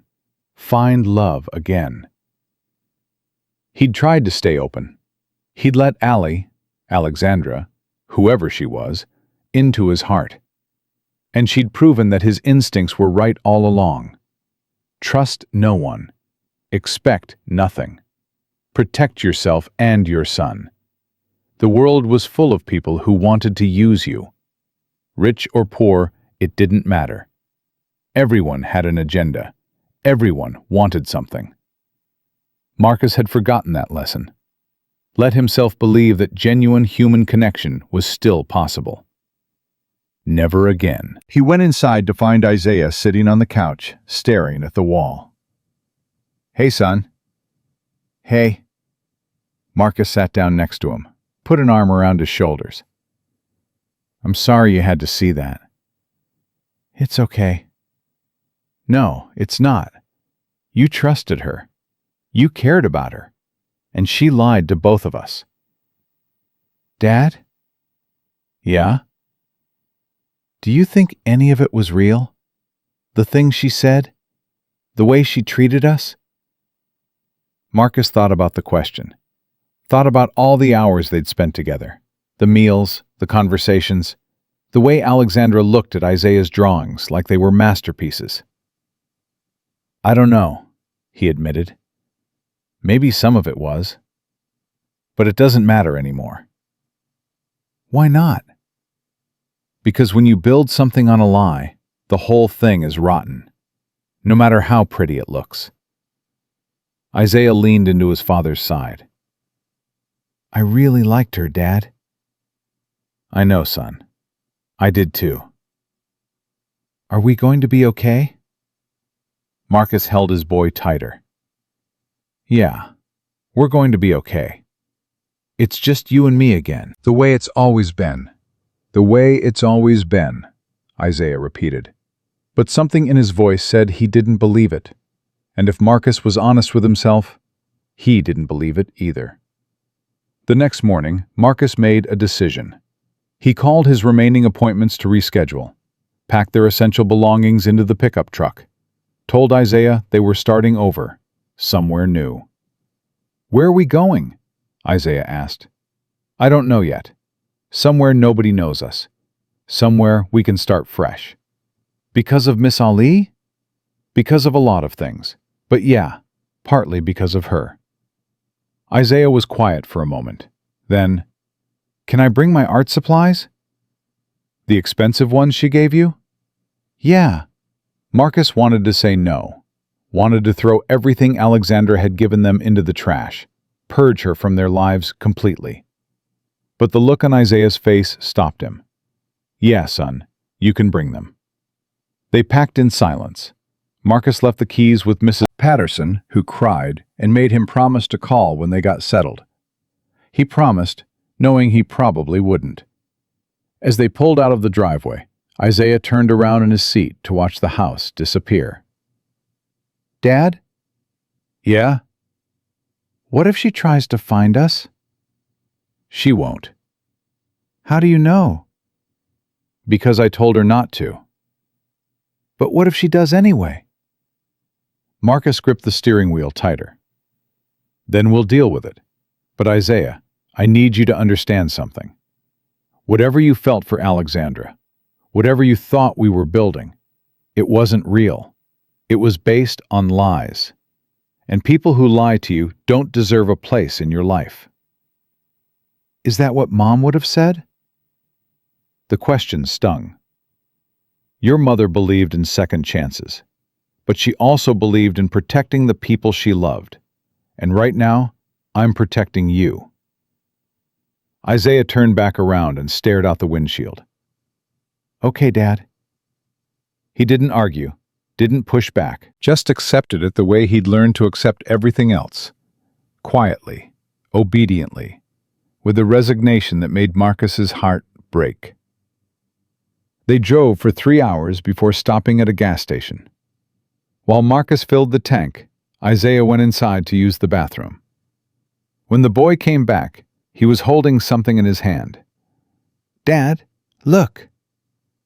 It was a postcard, a photograph of a beautiful painting, a woman standing in a garden surrounded by flowers. Where did you get that? There was a rack of postcards inside. This one had a note on the back. Marcus took the postcard and turned it over. In elegant handwriting, someone had written, "Some things get lost so they can be found by people who need them more. D.W." Marcus's blood went cold. D.W. Denise Williams. The same words Isaiah said his mother had told him in a dream. Dad, what does it mean? I don't know. Do you think Mom left it for us? That's impossible. Then who did? Marcus looked around the gas station. Empty parking lot. Bored clerk inside. No sign of anyone who might have planted a postcard with his dead wife's initials. I don't know, he said again. But a chill ran down his spine that had nothing to do with the weather. They drove another 2 hours before Marcus found a town that felt right. Not too big, not too small. Different enough from Millbrook to feel like a fresh start. He found a garage owner willing to take on experienced help. Found an apartment above a deli that was clean and affordable. Enrolled Isaiah in a school where nobody knew their history. Within a week, they had a new routine.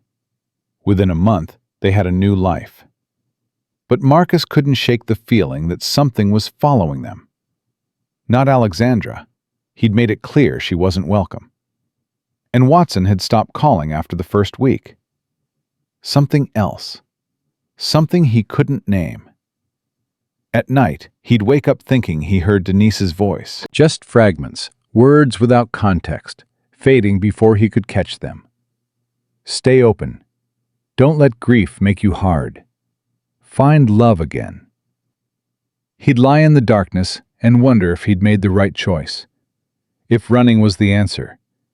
If protecting Isaiah meant protecting him from the possibility of happiness, too. Then he'd remember Alexandra's face when the truth came out. The tears, the excuses, the desperate attempt to justify 6 weeks of deception.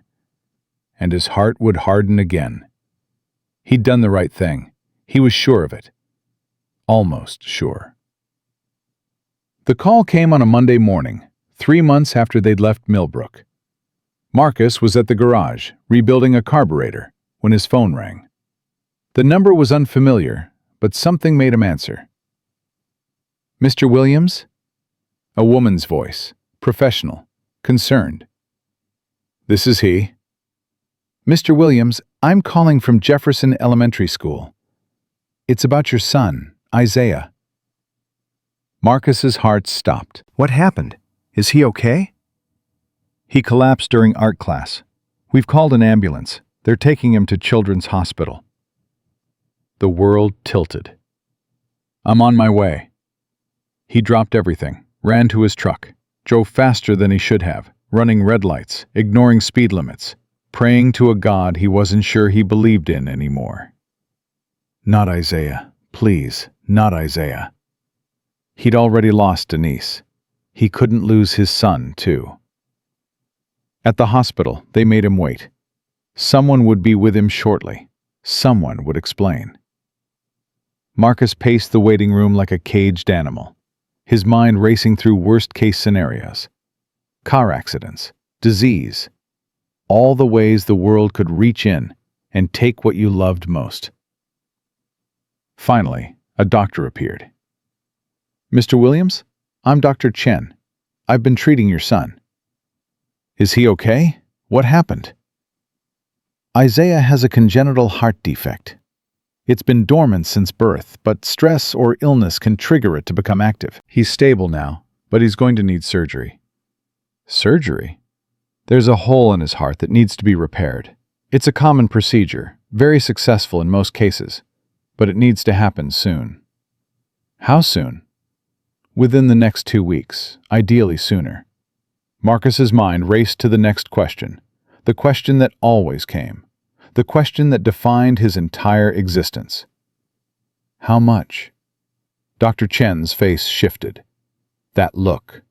The look people gave you when the answer was going to hurt. The surgery itself, plus hospital stay and follow-up care. You're looking at approximately $150,000. The number hit Marcus like a physical blow. $150,000. He didn't have $150. Your insurance will cover a portion, but there will be significant out-of-pocket costs. How significant? Depending on your plan, probably between $60,000 and $80,000. $60,000. $80,000. He didn't have $600 saved. There are payment plans, Dr. Chen said gently. Financial assistance programs. We'll work with you to find a solution. But my son needs surgery now. Yes. And if he doesn't get it? The doctor's silence was answer enough. Marcus sat down because his legs wouldn't hold him anymore. He thought about the house he'd left behind in Millbrook, the garage he'd built from nothing, the life he'd constructed through sheer determination and the occasional miracle. None of it was enough. He couldn't save his son, and the one person who could, the one person with resources beyond comprehension, was someone he'd driven away in anger and pride. Marcus put his head in his hands, and for the first time since Denise died, he wept. The tears didn't last long. Marcus couldn't afford them. He wiped his face with the back of his hand and stood up, walked to the nurse's station, asked to see his son. They led him down a corridor that smelled like antiseptic and fear, past rooms filled with other families, other crises, other parents trying to hold themselves together for children who needed them to be strong. Isaiah was in a bed too big for him, hooked up to machines that beeped and hummed. His eyes were closed, but when Marcus pulled a chair close and took his hand, they fluttered open. "Dad?" "I'm here, son. I'm right here." "What happened? I was drawing, and then everything got fuzzy, and then—" "You fainted. The doctors say your heart needs some work." "My heart?" "Yeah. There's a small hole they need to fix, but it's going to be okay. I promise." Isaiah's grip tightened on his father's hand. "Am I going to die?" The question cut through Marcus like a knife. No, absolutely not. The doctors know exactly what to do. They've done this surgery hundreds of times. You're going to be fine. "Are you sure?" "I'm sure."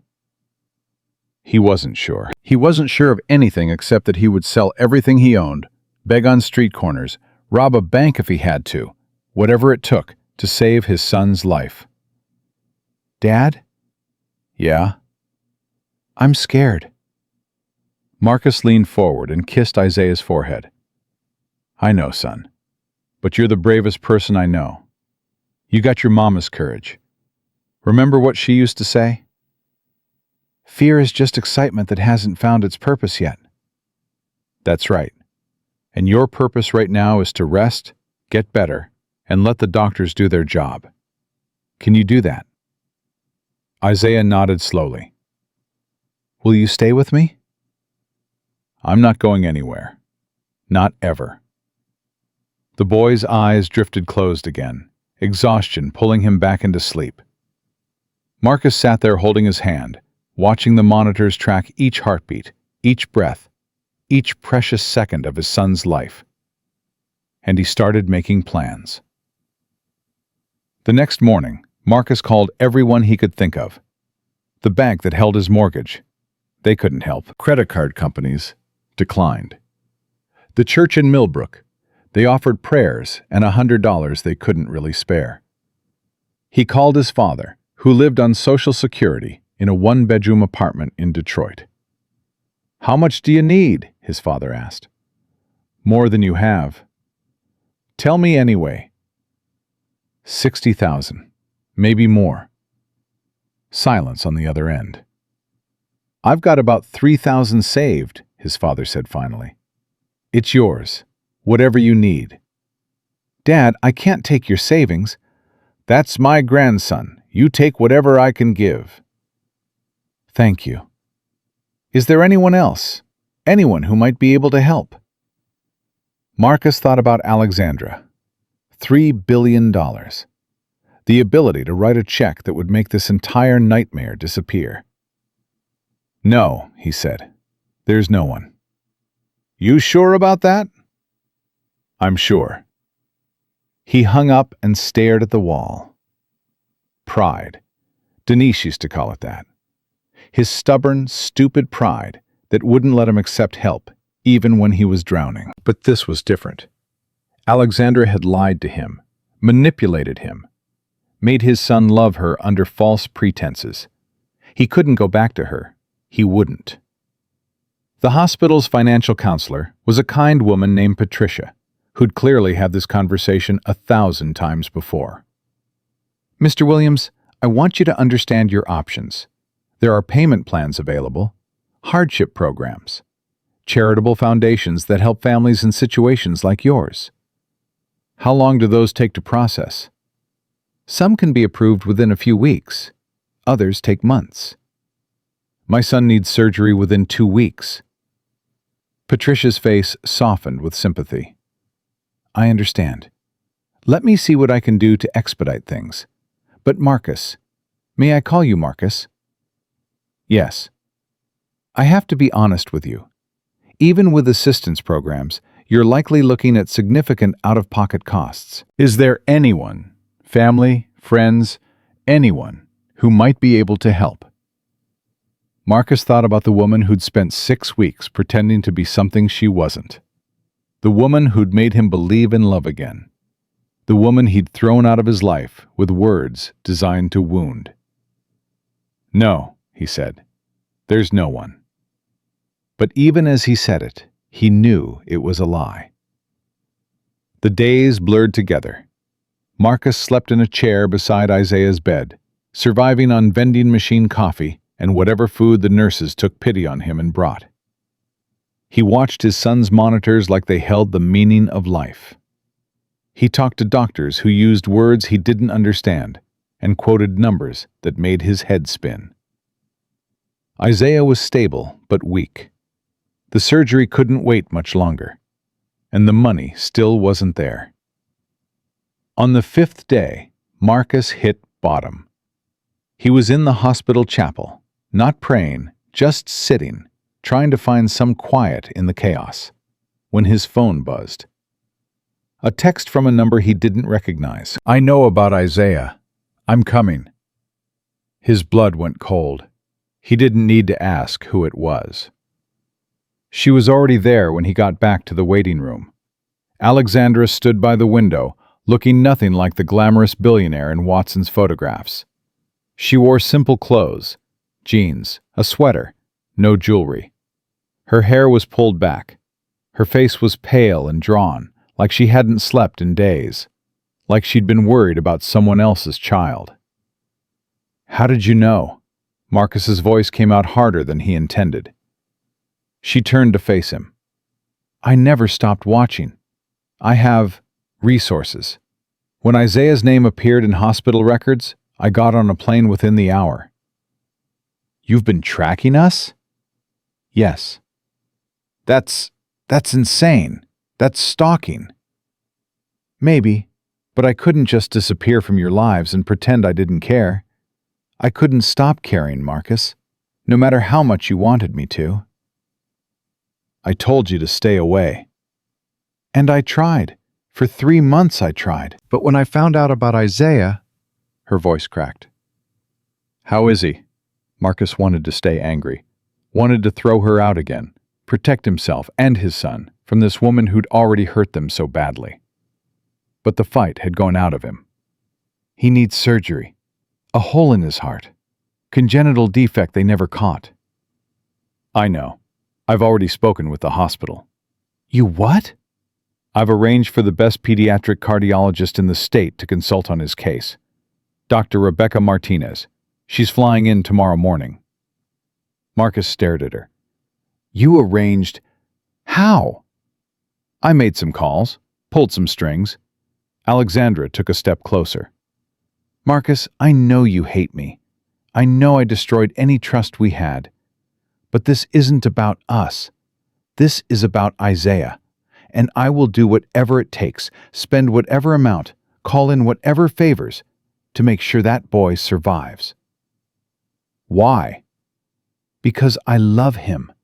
Because for 6 weeks he treated me like family. Because he's the closest thing to a son I'll ever have. And I won't let pride, yours or mine, stand in the way of saving his life." Marcus's legs felt weak. "The surgery costs are already covered. Every penny.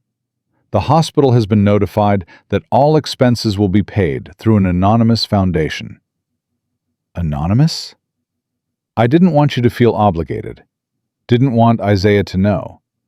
I just wanted to help. Marcus sank into a chair. I can't accept this. It's not for you to accept. It's for Isaiah. That's the same thing. No, it's not. Alexandra sat down across from him, keeping a careful distance. If it were just about you, I'd respect your wishes and stay away. But we're talking about a child's life. Your child's life. And I'm sorry, but your pride doesn't get to decide whether he lives or dies. That's not fair. None of this is fair. Life isn't fair. But you know what else isn't fair? An 8-year-old boy who lost his mother, found someone who loved him, lost her too, and now might lose his own life because his father is too stubborn to accept help. That's not why. Then why? Alexandra leaned forward. Tell me, Marcus. Tell me why you'd rather watch your son die than take money from someone who cares about him. Because the money comes with strings. What strings? I'm not asking for anything in return. Not forgiveness, not a relationship, not even a thank you. I'm asking you to let me help save a child I love. That's all.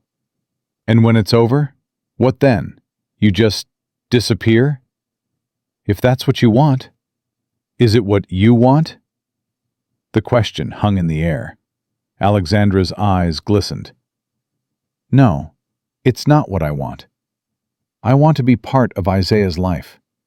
I want to watch him grow up, see his art in galleries, be there for his graduations and his heartbreaks and his triumphs. I want... She stopped, took a breath. I want a family, something real, something that money can't buy. Then why did you try to buy it? Why did you lie? Because I didn't know any other way.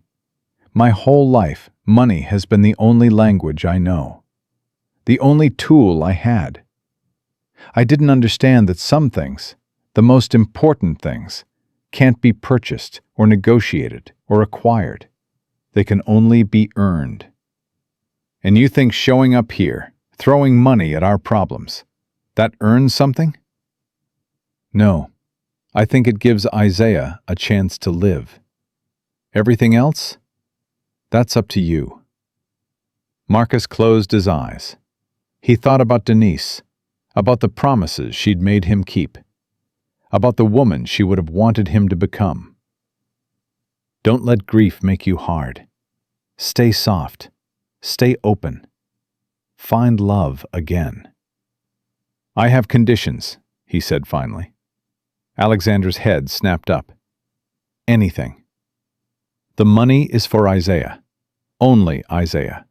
No strings attached to me. Agreed. You don't get to buy your way back into our lives. Whatever relationship we have, if we have one, it has to be built from scratch. No shortcuts. No advantages. I understand. And no more lies. Ever. About anything. If you can't be honest with me, I need to know now. Alexandra met his eyes. I will never lie to you again. I swear it on everything I have. Everything you have is $3 billion. That's not much of a promise. Then I swear it on everything I don't have. On the family I've always wanted. On the love I never thought I'd find. On the chance, however small, that someday you might be able to trust me again. Marcus studied her face, looking for the lie, looking for the manipulation. He found only tears. Okay, he said. Okay? Isaiah's surgery. You can pay for it. And after, we'll see. Alexandra exhaled like she'd been holding her breath for months. Thank you. Don't thank me. Just help save my son. Isaiah's surgery was scheduled for 3 days later. Doctor, Martinez turned out to be everything Alexandra had promised. Brilliant, experienced, and genuinely kind. She explained the procedure in terms both Marcus and Isaiah could understand, answered every question with patience, and never once made them feel like they were wasting her time. "The hole in your heart is about the size of a dime," she told Isaiah, showing him a diagram. "What we're going to do is go in and patch it up, like putting a Band-Aid inside your chest. Will it hurt? You'll be asleep the whole time. When you wake up, you might feel sore for a few days, but we have medicine for that. And within a few weeks, you'll be running around like nothing ever happened." Will I still be able to draw? Dr. Martinez smiled. "I've seen your work. You have extraordinary talent. And yes, you'll absolutely be able to draw. In fact, I'm hoping you might draw something for me after your surgery. I collect art for my bravest patients." Isaiah's face lit up. "Really?" "Really." So what do you say? Ready to get your heart fixed? "I guess so." That's the spirit. After the doctor left, Isaiah turned to his father. "Dad, is Miss Allie going to be here for the surgery?" Marcus hesitated. He hadn't told Isaiah about Alexandra's return, hadn't known how to explain it. "Hey, son, the woman who lied to us for 6 weeks is paying for your surgery because she still loves you, even though I threw her out of our lives." "She's here," Marcus said carefully. "She's been here for a few days." Isaiah's eyes went wide. "She has?" "Yeah. She found out you were sick and came to help." "Can I see her?" "Do you want to?" "I think so. Yeah. I want to see her." Marcus nodded slowly. "Okay. I'll let her know." Alexandra appeared in Isaiah's doorway 10 minutes later, looking terrified and hopeful in equal measure. "Hi, sweetheart." Isaiah didn't say anything for a long moment, just studied her face like he was trying to figure out if she was real. "You came," he finally said. "Of course I came." "Even though Dad told you to go away?" "Even though." "Why?" Alexandra walked to his bedside and sat in the chair Marcus had occupied for days. "Because some things are more important than being told to go away. You're one of those things. Dad said you lied about who you were. I did. I lied, and it was wrong, and I hurt both of you. I'm so sorry, Isaiah." "Are you really a billionaire?" "Yes." "That's a lot of money." "It is." "Is that why you're helping pay for my surgery?" "Partly, but mostly I'm helping because I love you. Money is just a tool. Love is the reason." Isaiah considered this. "Are you going to stay this time, or are you going to leave again?" "That depends on your father, and on you." "Do you want me to stay?" "I don't know yet. I was really sad when you left. I don't want to be that sad again." "I understand. But I missed you. A lot." Alexandra's eyes filled with tears. "I missed you too." Every single day. "Dad cried when you left. He thought I didn't hear him, but I did." Marcus, standing in the doorway, felt his face flush. "Isaiah, it's true, Dad. You cried in the kitchen after I went to bed." "That's not something we need to talk about right now." "Why not? Mom always said feelings should be talked about, that keeping them inside makes them poison." Alexandra looked at Marcus. Marcus looked at the floor. "Your mom was right," Alexandra said. "Feelings should be talked about, even the hard ones." "Then tell me something true," Isaiah said. "Something you feel right now." Alexandra took the boy's hand. "I feel scared. Scared that your surgery won't go well. Scared that even if it does, your father will never forgive me. Scared that I ruined the best thing that ever happened to me because I didn't know how to be honest." "What else?" "I feel grateful. Grateful that I got to know you, even if it was based on lies. Grateful that your father let me help with your surgery. Grateful for every minute I get to spend with you. What else? I feel hopeful. Hopeful that maybe, someday, we can be a family again. Not the way we were. That was built on sand. But something new, something real. Something that starts with truth and grows from there. Isaiah nodded slowly. Okay. Okay?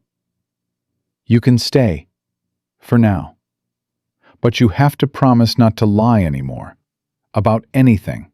Even small things. I promise. And you have to let Dad be in charge. He's the one who takes care of me. You're just visiting. I understand. And if you hurt us again, Isaiah's voice got very quiet. If you hurt Dad again, I won't forgive you, even if he does. Alexandra swallowed hard. I understand that too. Okay then. Isaiah squeezed her hand. I'm glad you're here. Me too, sweetheart. Me too. The morning of the surgery, Marcus arrived at the hospital at 5 a.m. Alexandra was already there. Couldn't sleep, she explained. Me neither. They sat together in the waiting room, two people who'd hurt each other badly, united by their love for a child neither of them had expected to need so much. Thank you, Marcus said quietly. For what? For being here, for helping, for caring. You don't have to thank me. Yeah, I do. He turned to look at her. I was wrong to throw you out the way I did.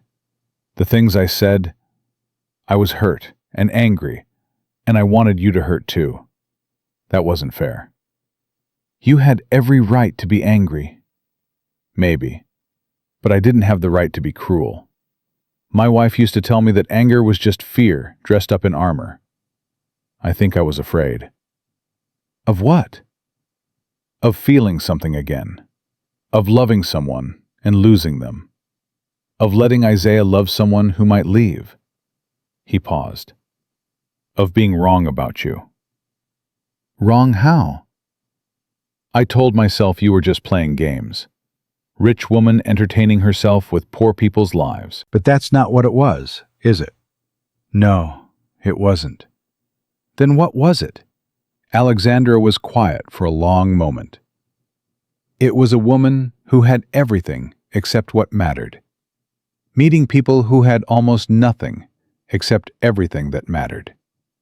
It was me trying to figure out if I was still capable of being loved for who I am, not what I own. It was selfish and desperate and wrong. She looked at him. But the feelings were real, Marcus. The love was real. That part I never lied about. I want to believe that. Then believe it. Or don't. But give me a chance to prove it. Not with money. I know you don't want that. With time. With consistency. With honesty. Starting now? Starting now. Marcus nodded slowly. Okay. Okay? Let's see where this goes. After Isaiah's surgery. After we know he's going to be all right. Let's start over. From the beginning. I'd like that. No more lies? No more lies. I promise. A nurse appeared in the doorway. Mr. Williams, we're ready to take Isaiah to pre-op. Would you like to walk with him? Marcus stood. I'm coming. He looked back at Alexandra. You staying? If you want me to. I want you to. She smiled. A real smile. The first one he'd seen from her since everything fell apart. Then I'm staying. The surgery took 4 hours. Marcus paced the waiting room while Alexandra sat with unnatural stillness. Her hands clasped so tightly, her knuckles turned white. Neither of them spoke much. There wasn't much to say. Just prayers and hopes and the terrible helplessness of watching time pass while someone you love is on an operating table. When Dr. Martinez finally appeared in the doorway, Marcus couldn't read her face. "Mr. Williams?" "How is he?" "The surgery was a complete success. We repaired the defect without any complications. Isaiah is in recovery now. He's asking for you." Marcus's legs nearly gave out. "He's okay?" "He's more than okay. He's doing beautifully." "You have a very strong son, Mr. Williams." "Can I see him?" "Of course. Follow me." Marcus looked back at Alexandra. "Come on." "Are you sure?" "He'd want you there." They followed Dr. Martinez down the corridor together. Isaiah was awake when they arrived, groggy but alert. His face broke into a weak smile when he saw them. "Dad! Miss Allie!" "Hey, son." Marcus took his hand. "How do you feel?" "Tired, sore, but okay." Isaiah's eyes moved to Alexandra. "You stayed." "Of course I stayed. Both of you stayed." "That's right," Marcus said. "Both of us." Isaiah smiled again, and this time it reached his eyes. "Good," he whispered. "That's good." Then he drifted back to sleep, still holding his father's hand. Marcus and Alexandra stood there, watching him breathe. "Thank you," Marcus said again, "for everything." "You don't have to keep thanking me." "I want to." He turned to face her. "I spent 3 months running from you, telling myself I didn't need you, telling Isaiah we were better off alone. You were protecting him. I was protecting myself, and I nearly lost everything because of it. But you didn't. Isaiah's going to be fine. Because of you. Because of both of us. Because you were there for him every day, every night. Because you loved him enough to put your pride aside and accept help." Alexandra reached out and gently touched his arm. "That's not weakness, Marcus. That's strength." He looked at her hand on his arm, didn't pull away. "I don't know how to do this," he admitted. "Trust someone again. Let someone in. I barely survived losing Denise. If I let myself love you and it doesn't work, then it doesn't work, and we deal with it. Together." "You make it sound simple." "It's not simple. Nothing worth having ever is. But I'm willing to try, if you are." Marcus looked at his son, sleeping peacefully for the first time in weeks. Then he looked at the woman who'd lied to him, betrayed him, and then moved heaven and earth to save his child's life. "Okay," he said. "Okay?" "Let's try." Alexandra's face lit up with hope. "Really?" "Really. Starting now. Starting fresh. No more secrets. No more running. Just seeing where this goes." "I won't let you down." "I know." He took her hand. "I know." And standing there in the hospital room, with Isaiah sleeping between them, Marcus felt something he hadn't felt in years. Not just hope. Not just relief. Something that felt dangerously like a future. Isaiah's recovery took 6 weeks. 6 weeks of hospital rooms and physical therapy. 6 weeks of doctor's visits and medication schedules. 6 weeks of Marcus sleeping in uncomfortable chairs and Alexandra bringing food nobody asked for but everyone needed. 6 weeks of learning how to be something none of them had names for yet. The first week was the hardest. Isaiah slept most of the time, his small body working overtime to heal itself. Marcus barely left his side, watching every breath like it might be the last. Alexandra came and went, present but careful, respecting the boundaries Marcus had set. "You should go home," Marcus told her on day 3. "Get some real sleep." "I slept on the plane." "That was 3 days ago." "I'm fine." "You look like hell." Alexandra almost smiled. "Thank you." That's very kind. I'm serious. You're not going to help anyone if you collapse from exhaustion. Neither are you. They stared at each other, two stubborn people who'd finally found something worth being stubborn about. Fine, Marcus said. We both go. Take shifts. I'll stay during the day, you take nights. I can do that. And when Isaiah's awake, we're both here. Together. Together, Alexandra repeated, like she was testing the weight of the word. Is that a problem? No, it's just... It's been a long time since I've done anything together with anyone. Yeah, me too. The shift arrangement worked better than either of them expected. Marcus would arrive at 6 a.m. with coffee and whatever breakfast he could scrounge. Alexandra would brief him on the night, how Isaiah slept, what the nurses said, whether there were any concerns. Then she'd leave, and Marcus would spend the day talking to his son, reading him stories, helping him with the small movements the physical therapist prescribed. When evening came, Alexandra would return. Marcus would brief her, and then he'd go to the apartment they'd found nearby, paid for by Alexandra, accepted by Marcus only because Isaiah needed him rested and functional. It wasn't comfortable, but it was functional. And slowly, day by day, it became something more. Dad? Isaiah's voice was stronger now, 2 weeks post-surgery. Can I ask you something? Anything. Do you like Miss Allie again? Marcus set down the book he'd been reading. What makes you ask that? You're nicer to her now. You don't look mad when she comes in. I wasn't mad at her. I was hurt. Because she lied? Yeah, because she lied. But you forgave her? Marcus thought about the question. Had he forgiven her? Or had he just set the anger aside because there were more important things to focus on? I'm working on it, he said honestly. Forgiveness isn't something that happens all at once. It's a process. What does that mean? It means I'm choosing, every day, to give her another chance. Even when part of me still wants to be angry.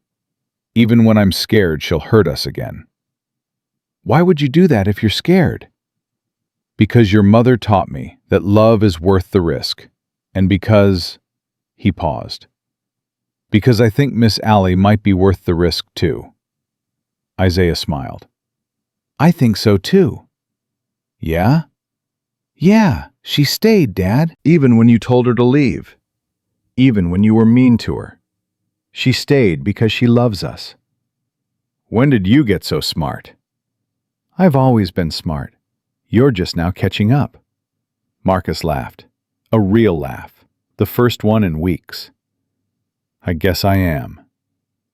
The third week brought a milestone. Isaiah was strong enough to sit up on his own, to walk short distances with supervision, to hold a pencil again.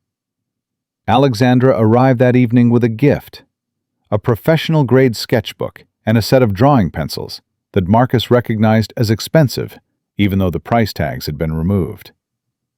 I thought you might want to draw, she said, setting them on Isaiah's bedside table. Dr. Martinez is still waiting for that portrait you promised. Isaiah's eyes lit up. Really? I can draw? The doctor said light activity is good for you. Just don't overdo it. The boy grabbed the sketchbook like it was a lifeline. Thank you, Miss Allie. Thank you so much. You're welcome, sweetheart. Marcus watched the exchange with complicated feelings. Part of him still bristled at Alexandra's gifts, the automatic assumption that money could fix everything, could buy affection and loyalty. But another part of him saw the pure joy on Isaiah's face and couldn't find it in himself to object. That was thoughtful, he said quietly, after Isaiah had immersed himself in drawing. It wasn't about being thoughtful. He needed it. I could provide it. Simple. Nothing about you is simple. I'm trying to be. I know. He hesitated. I appreciate it. Alexandra looked at him. That's the first time you've said that without it sounding like it hurt. Maybe it's getting easier. Maybe. They sat in comfortable silence while Isaiah drew. After a while, the boy looked up. Dad? Miss Allie? Can I show you something? Of course. He held up his sketchbook. On the page was a drawing, 3 figures standing under a tree. But unlike the earlier versions, this one was different. The figures weren't static.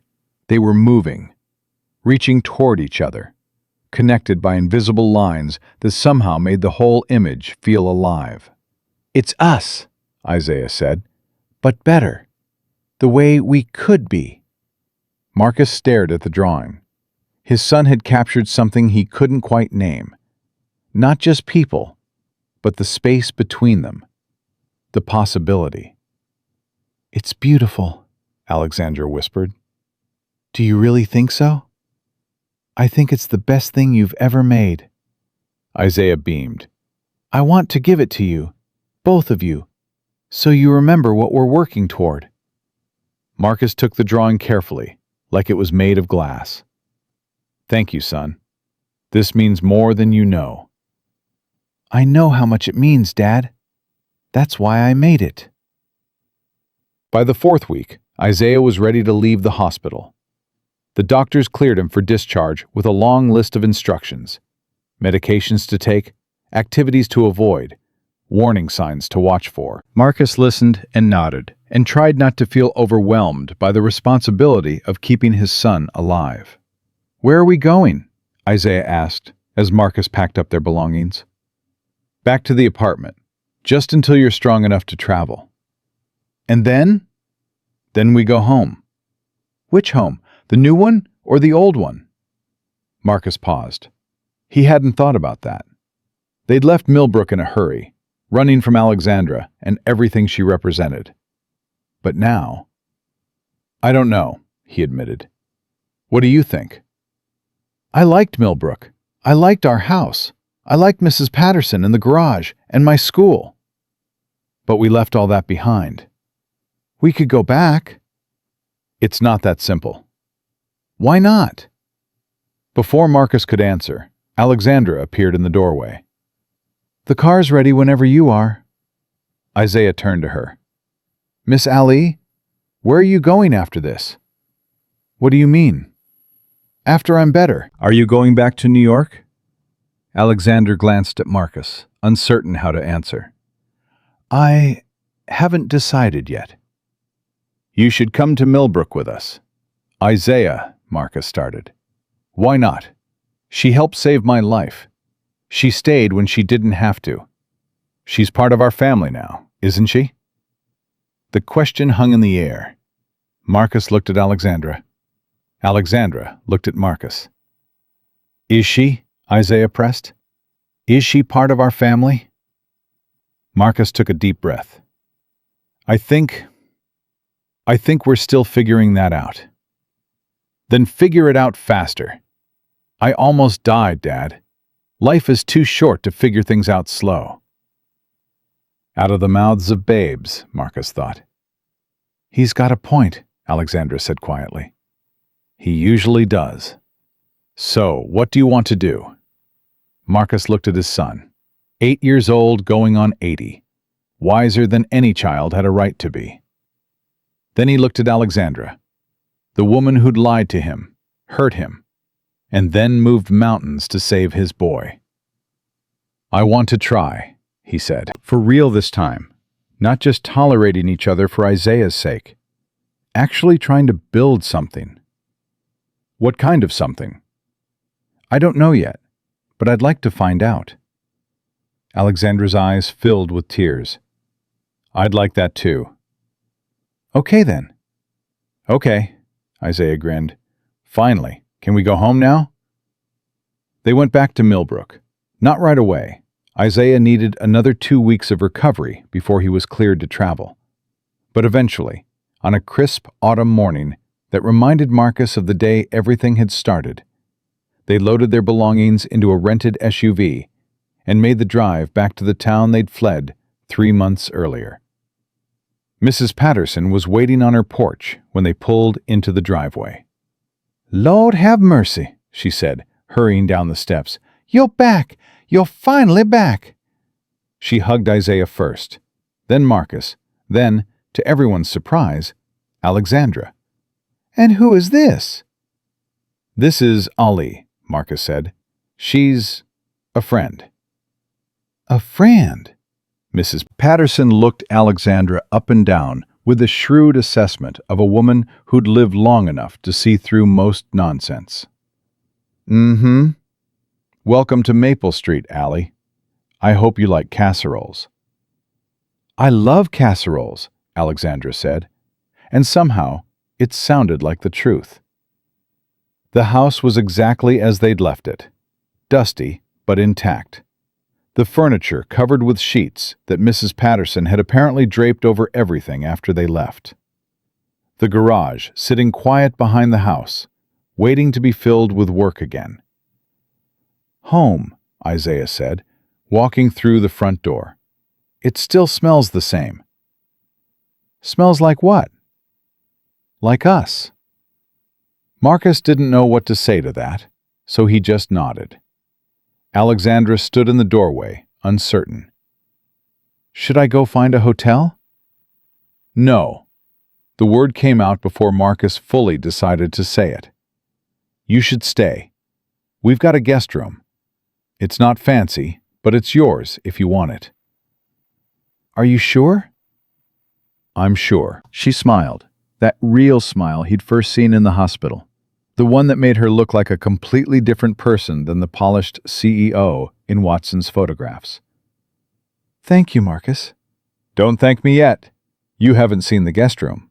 The guest room turned out to be a small space barely larger than a closet, with a single bed, a dresser that had seen better decades, and a window that looked out over the backyard, where Denise's initials were still carved into the oak tree. Alexandra stood at that window for a long time on her first night. "You okay?" Marcus asked from the doorway. "Just thinking." "About what?" "About how strange life is. 3 months ago, I was running a billion-dollar company and sleeping in a penthouse that cost more than most people's houses. Now I'm in a room the size of my old closet, looking at a tree with another woman's initials carved into it. And I've never felt more at home." "That's a lot to fit in one thought." "I have a complicated mind. I've noticed." She turned to face him. "Marcus, can I ask you something?" "Sure." "The initials on that tree. Denise carved them?" "Yeah, our first summer here. She said it was our way of claiming the place, making it ours." "Does it bother you, me being here, in her house?" Marcus leaned against the doorframe. "I thought it would. When we were driving up, I kept waiting for the guilt to hit, the feeling that I was betraying her by bringing another woman home. And it didn't come." "Why not?" "I don't know. Maybe because Denise wanted me to move on. She made me promise I would. Maybe because you're not trying to replace her. You're trying to be something different." "Something different?" "Something new. A different chapter. Not better or worse than what came before, just different." Alexandra's eyes glistened. "I like that. A different chapter." "Me too." "So what happens in this chapter?" "I have no idea, but I'm ready to find out." The weeks turned into months. Alexandra didn't go back to New York, not permanently anyway. She made trips, necessary visits to deal with the company she still technically ran. But she always came back, always returned to the small room in Marcus's house, to dinners around his kitchen table, to evenings watching Isaiah draw while the world outside went dark. She learned how to be ordinary, how to cook meals that didn't require personal chefs, how to clean a house without a staff, how to spend an afternoon fixing a broken fence or weeding a garden, or just sitting on a porch, watching nothing happen. "This is nice," she said one evening, sitting beside Marcus on the back steps, while Isaiah chased fireflies in the yard. What is this? Just being, not doing anything, not achieving anything, just existing.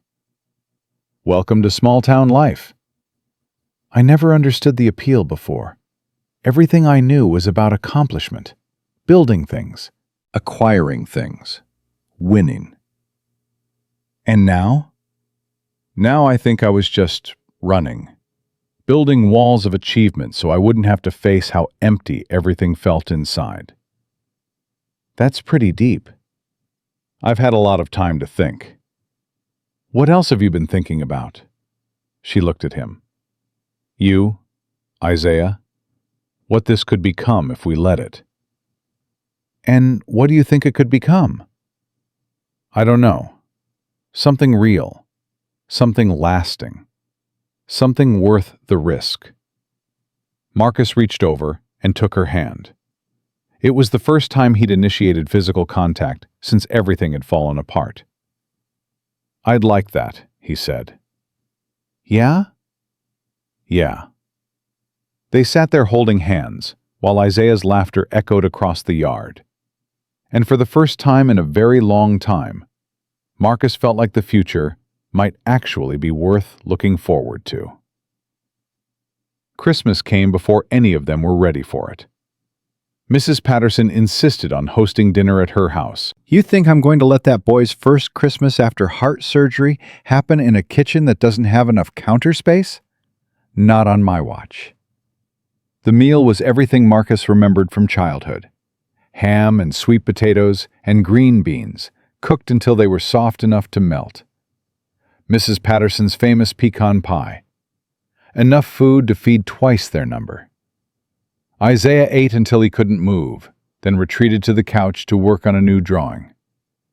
Alexandra helped with dishes despite Mrs. Patterson's protests, and Marcus sat at the table watching it all unfold, trying to memorize every detail.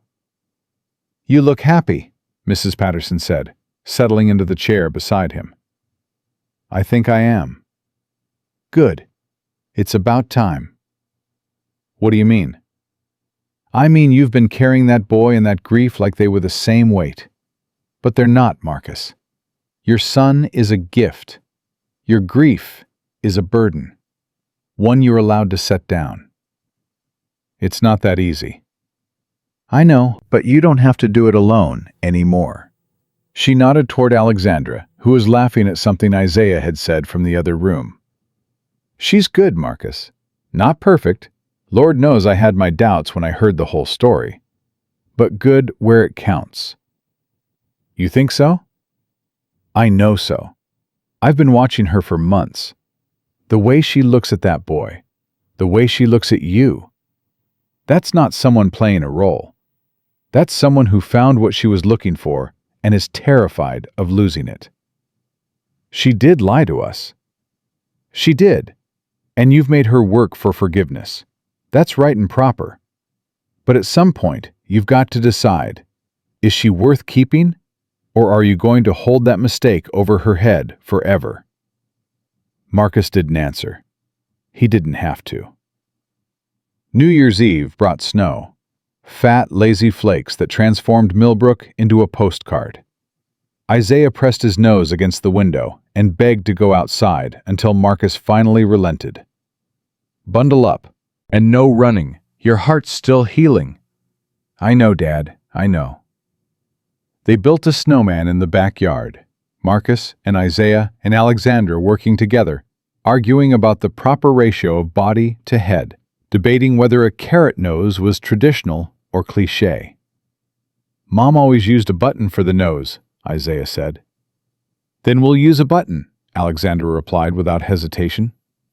They found one in Denise's old sewing kit, a big black button that made the snowman look perpetually surprised. Isaiah stepped back to admire their work. Perfect, he declared. I don't know, Marcus said. He looks a little lopsided. That's character, Dad.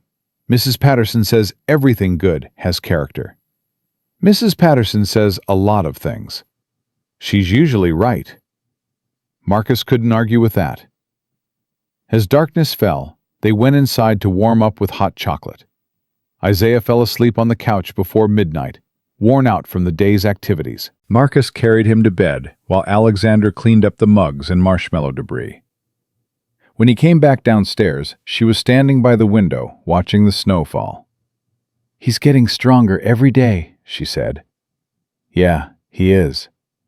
"You've done an amazing job with him, Marcus, raising him alone, keeping him safe, giving him everything he needs." Alexandra turned to face him. "It's almost midnight." "I noticed. Traditional time for new beginnings." "So they say." "Marcus," she took a breath, "I love you. I've been wanting to say that for weeks, but I was afraid it was too soon. Afraid you'd think I was trying to buy my way back into your heart with words. But I can't start a new year without you knowing." Marcus didn't say anything for a long moment. "Alexandra, you don't have to say it back. I'm not asking for that. I just needed you to know." "Let me finish." She went quiet.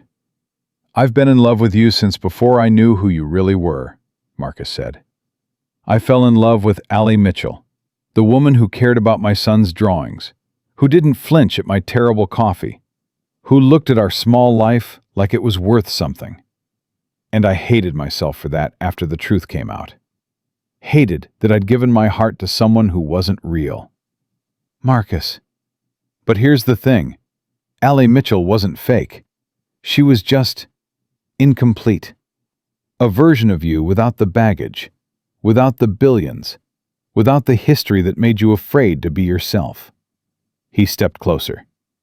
"The woman I see now, the one who stayed when she didn't have to, who slept in a closet-sized room without complaint, who learned to make casseroles and fix fences and just be. That woman is real, and I love her too." Tears streamed down Alexandra's face. "Really?" "Really. Even after everything?" "Because of everything. The lies, the forgiveness, the work we've done to get here. All of it made this stronger than it would have been if you'd just shown up as yourself from the beginning." "I don't deserve you." "Probably not. But you've got me anyway." She laughed through her tears. "Happy New Year, Marcus." "Happy New Year, Alexandra." And as the clock struck midnight somewhere in the distance, they kissed for the first time. A real kiss, honest and true, with nothing between them but the future they were building together. 6 months later, on a warm summer afternoon, Marcus found himself standing in the backyard, looking at the oak tree where Denise's initials were carved. DW plus MW, forever. He traced the letters with his finger, the way he'd done 1,000 times since she died. "Do you miss her?" He turned. Alexandra stood behind him, holding 2 glasses of lemonade. "Every day." "Good." She handed him a glass. "You should. She was your wife, Isaiah's mother, part of who you are." "Does that bother you?" "No. It makes me trust you more." "How so?" "Because you loved her completely, stayed with her through the worst, honored her memory after she was gone. That tells me you know how to love, really love, not the shallow version I grew up around, where people traded partners like stock options. The real thing." Marcus took a sip of lemonade. "She would have liked you." "You think so?" "I know so. She always said I needed someone who'd challenge me, keep me from getting too comfortable." "Happy to oblige." They stood together looking at the tree. "I've been thinking," Alexandra said. "About what?" "About permanence, about putting down roots." "What kind of roots?" She reached into her pocket and pulled out a small knife. "May I?" Marcus understood what she was asking. "Are you sure?" "I've never been more sure of anything." He nodded, slowly. Alexandra knelt beside the tree and began to carve. It took several minutes. She wasn't practiced at this kind of work. But eventually, new letters appeared beneath Denise's initials. AW plus MW plus IW. Family. There, she said, standing back to admire her work. Now it's official. Marcus pulled her close. Guess it is. Dad! Miss Allie! What are you doing? Isaiah came running across the yard, fully recovered now, all energy and joy and life. Look! Marcus pointed at the tree. Isaiah studied the new carvings. His face went through several expressions: confusion, understanding, and finally something that looked like peace. Family, he read aloud. That's right. Does this mean Miss Allie is staying forever? If she'll have us. I'll have you, Alexandra said, for as long as you'll let me. Isaiah threw his arms around both of them. Finally, he said, we're finally a real family. Marcus held his son and the woman he loved and thought about all the roads that had led to this moment. The accident, the rescue, the lies, the truth, the forgiveness. All of it necessary, all of it leading here. Dad? Isaiah's voice was muffled against his chest. Yes, son? Mom would be happy, wouldn't she? About this? Marcus thought about Denise, about the promises she'd made him keep, about the woman she'd wanted him to become. Stay soft, stay open, find love again. Yeah, he said. She'd be happy. And standing there under the oak tree, with the summer sun warm on their faces and the future stretching out before them like an open road, Marcus Williams finally understood what his wife had been trying to tell him all along. Love wasn't about holding on to what you'd lost. It was about being brave enough to find it again. The worn wooden pencil sat in a place of honor on Isaiah's desk, next to a photograph of his mother and a drawing of his new family. 3 people under a tree, connected by invisible threads, reaching toward each other across all the distance and pain and time that had tried to keep them apart. Some stories end with weddings and grand gestures. This one ended with something simpler, something truer. A man who learned to trust again. A woman who learned to be real. A boy who never stopped believing in the family he deserved. And in a small house on Maple Street, where an old oak tree bore the initials of everyone who'd ever called it home, 3 people sat down to dinner together. Father, mother, son. Not by blood, not by law, but by choice, by love, by the only thing that had ever really mattered. They were home. The end.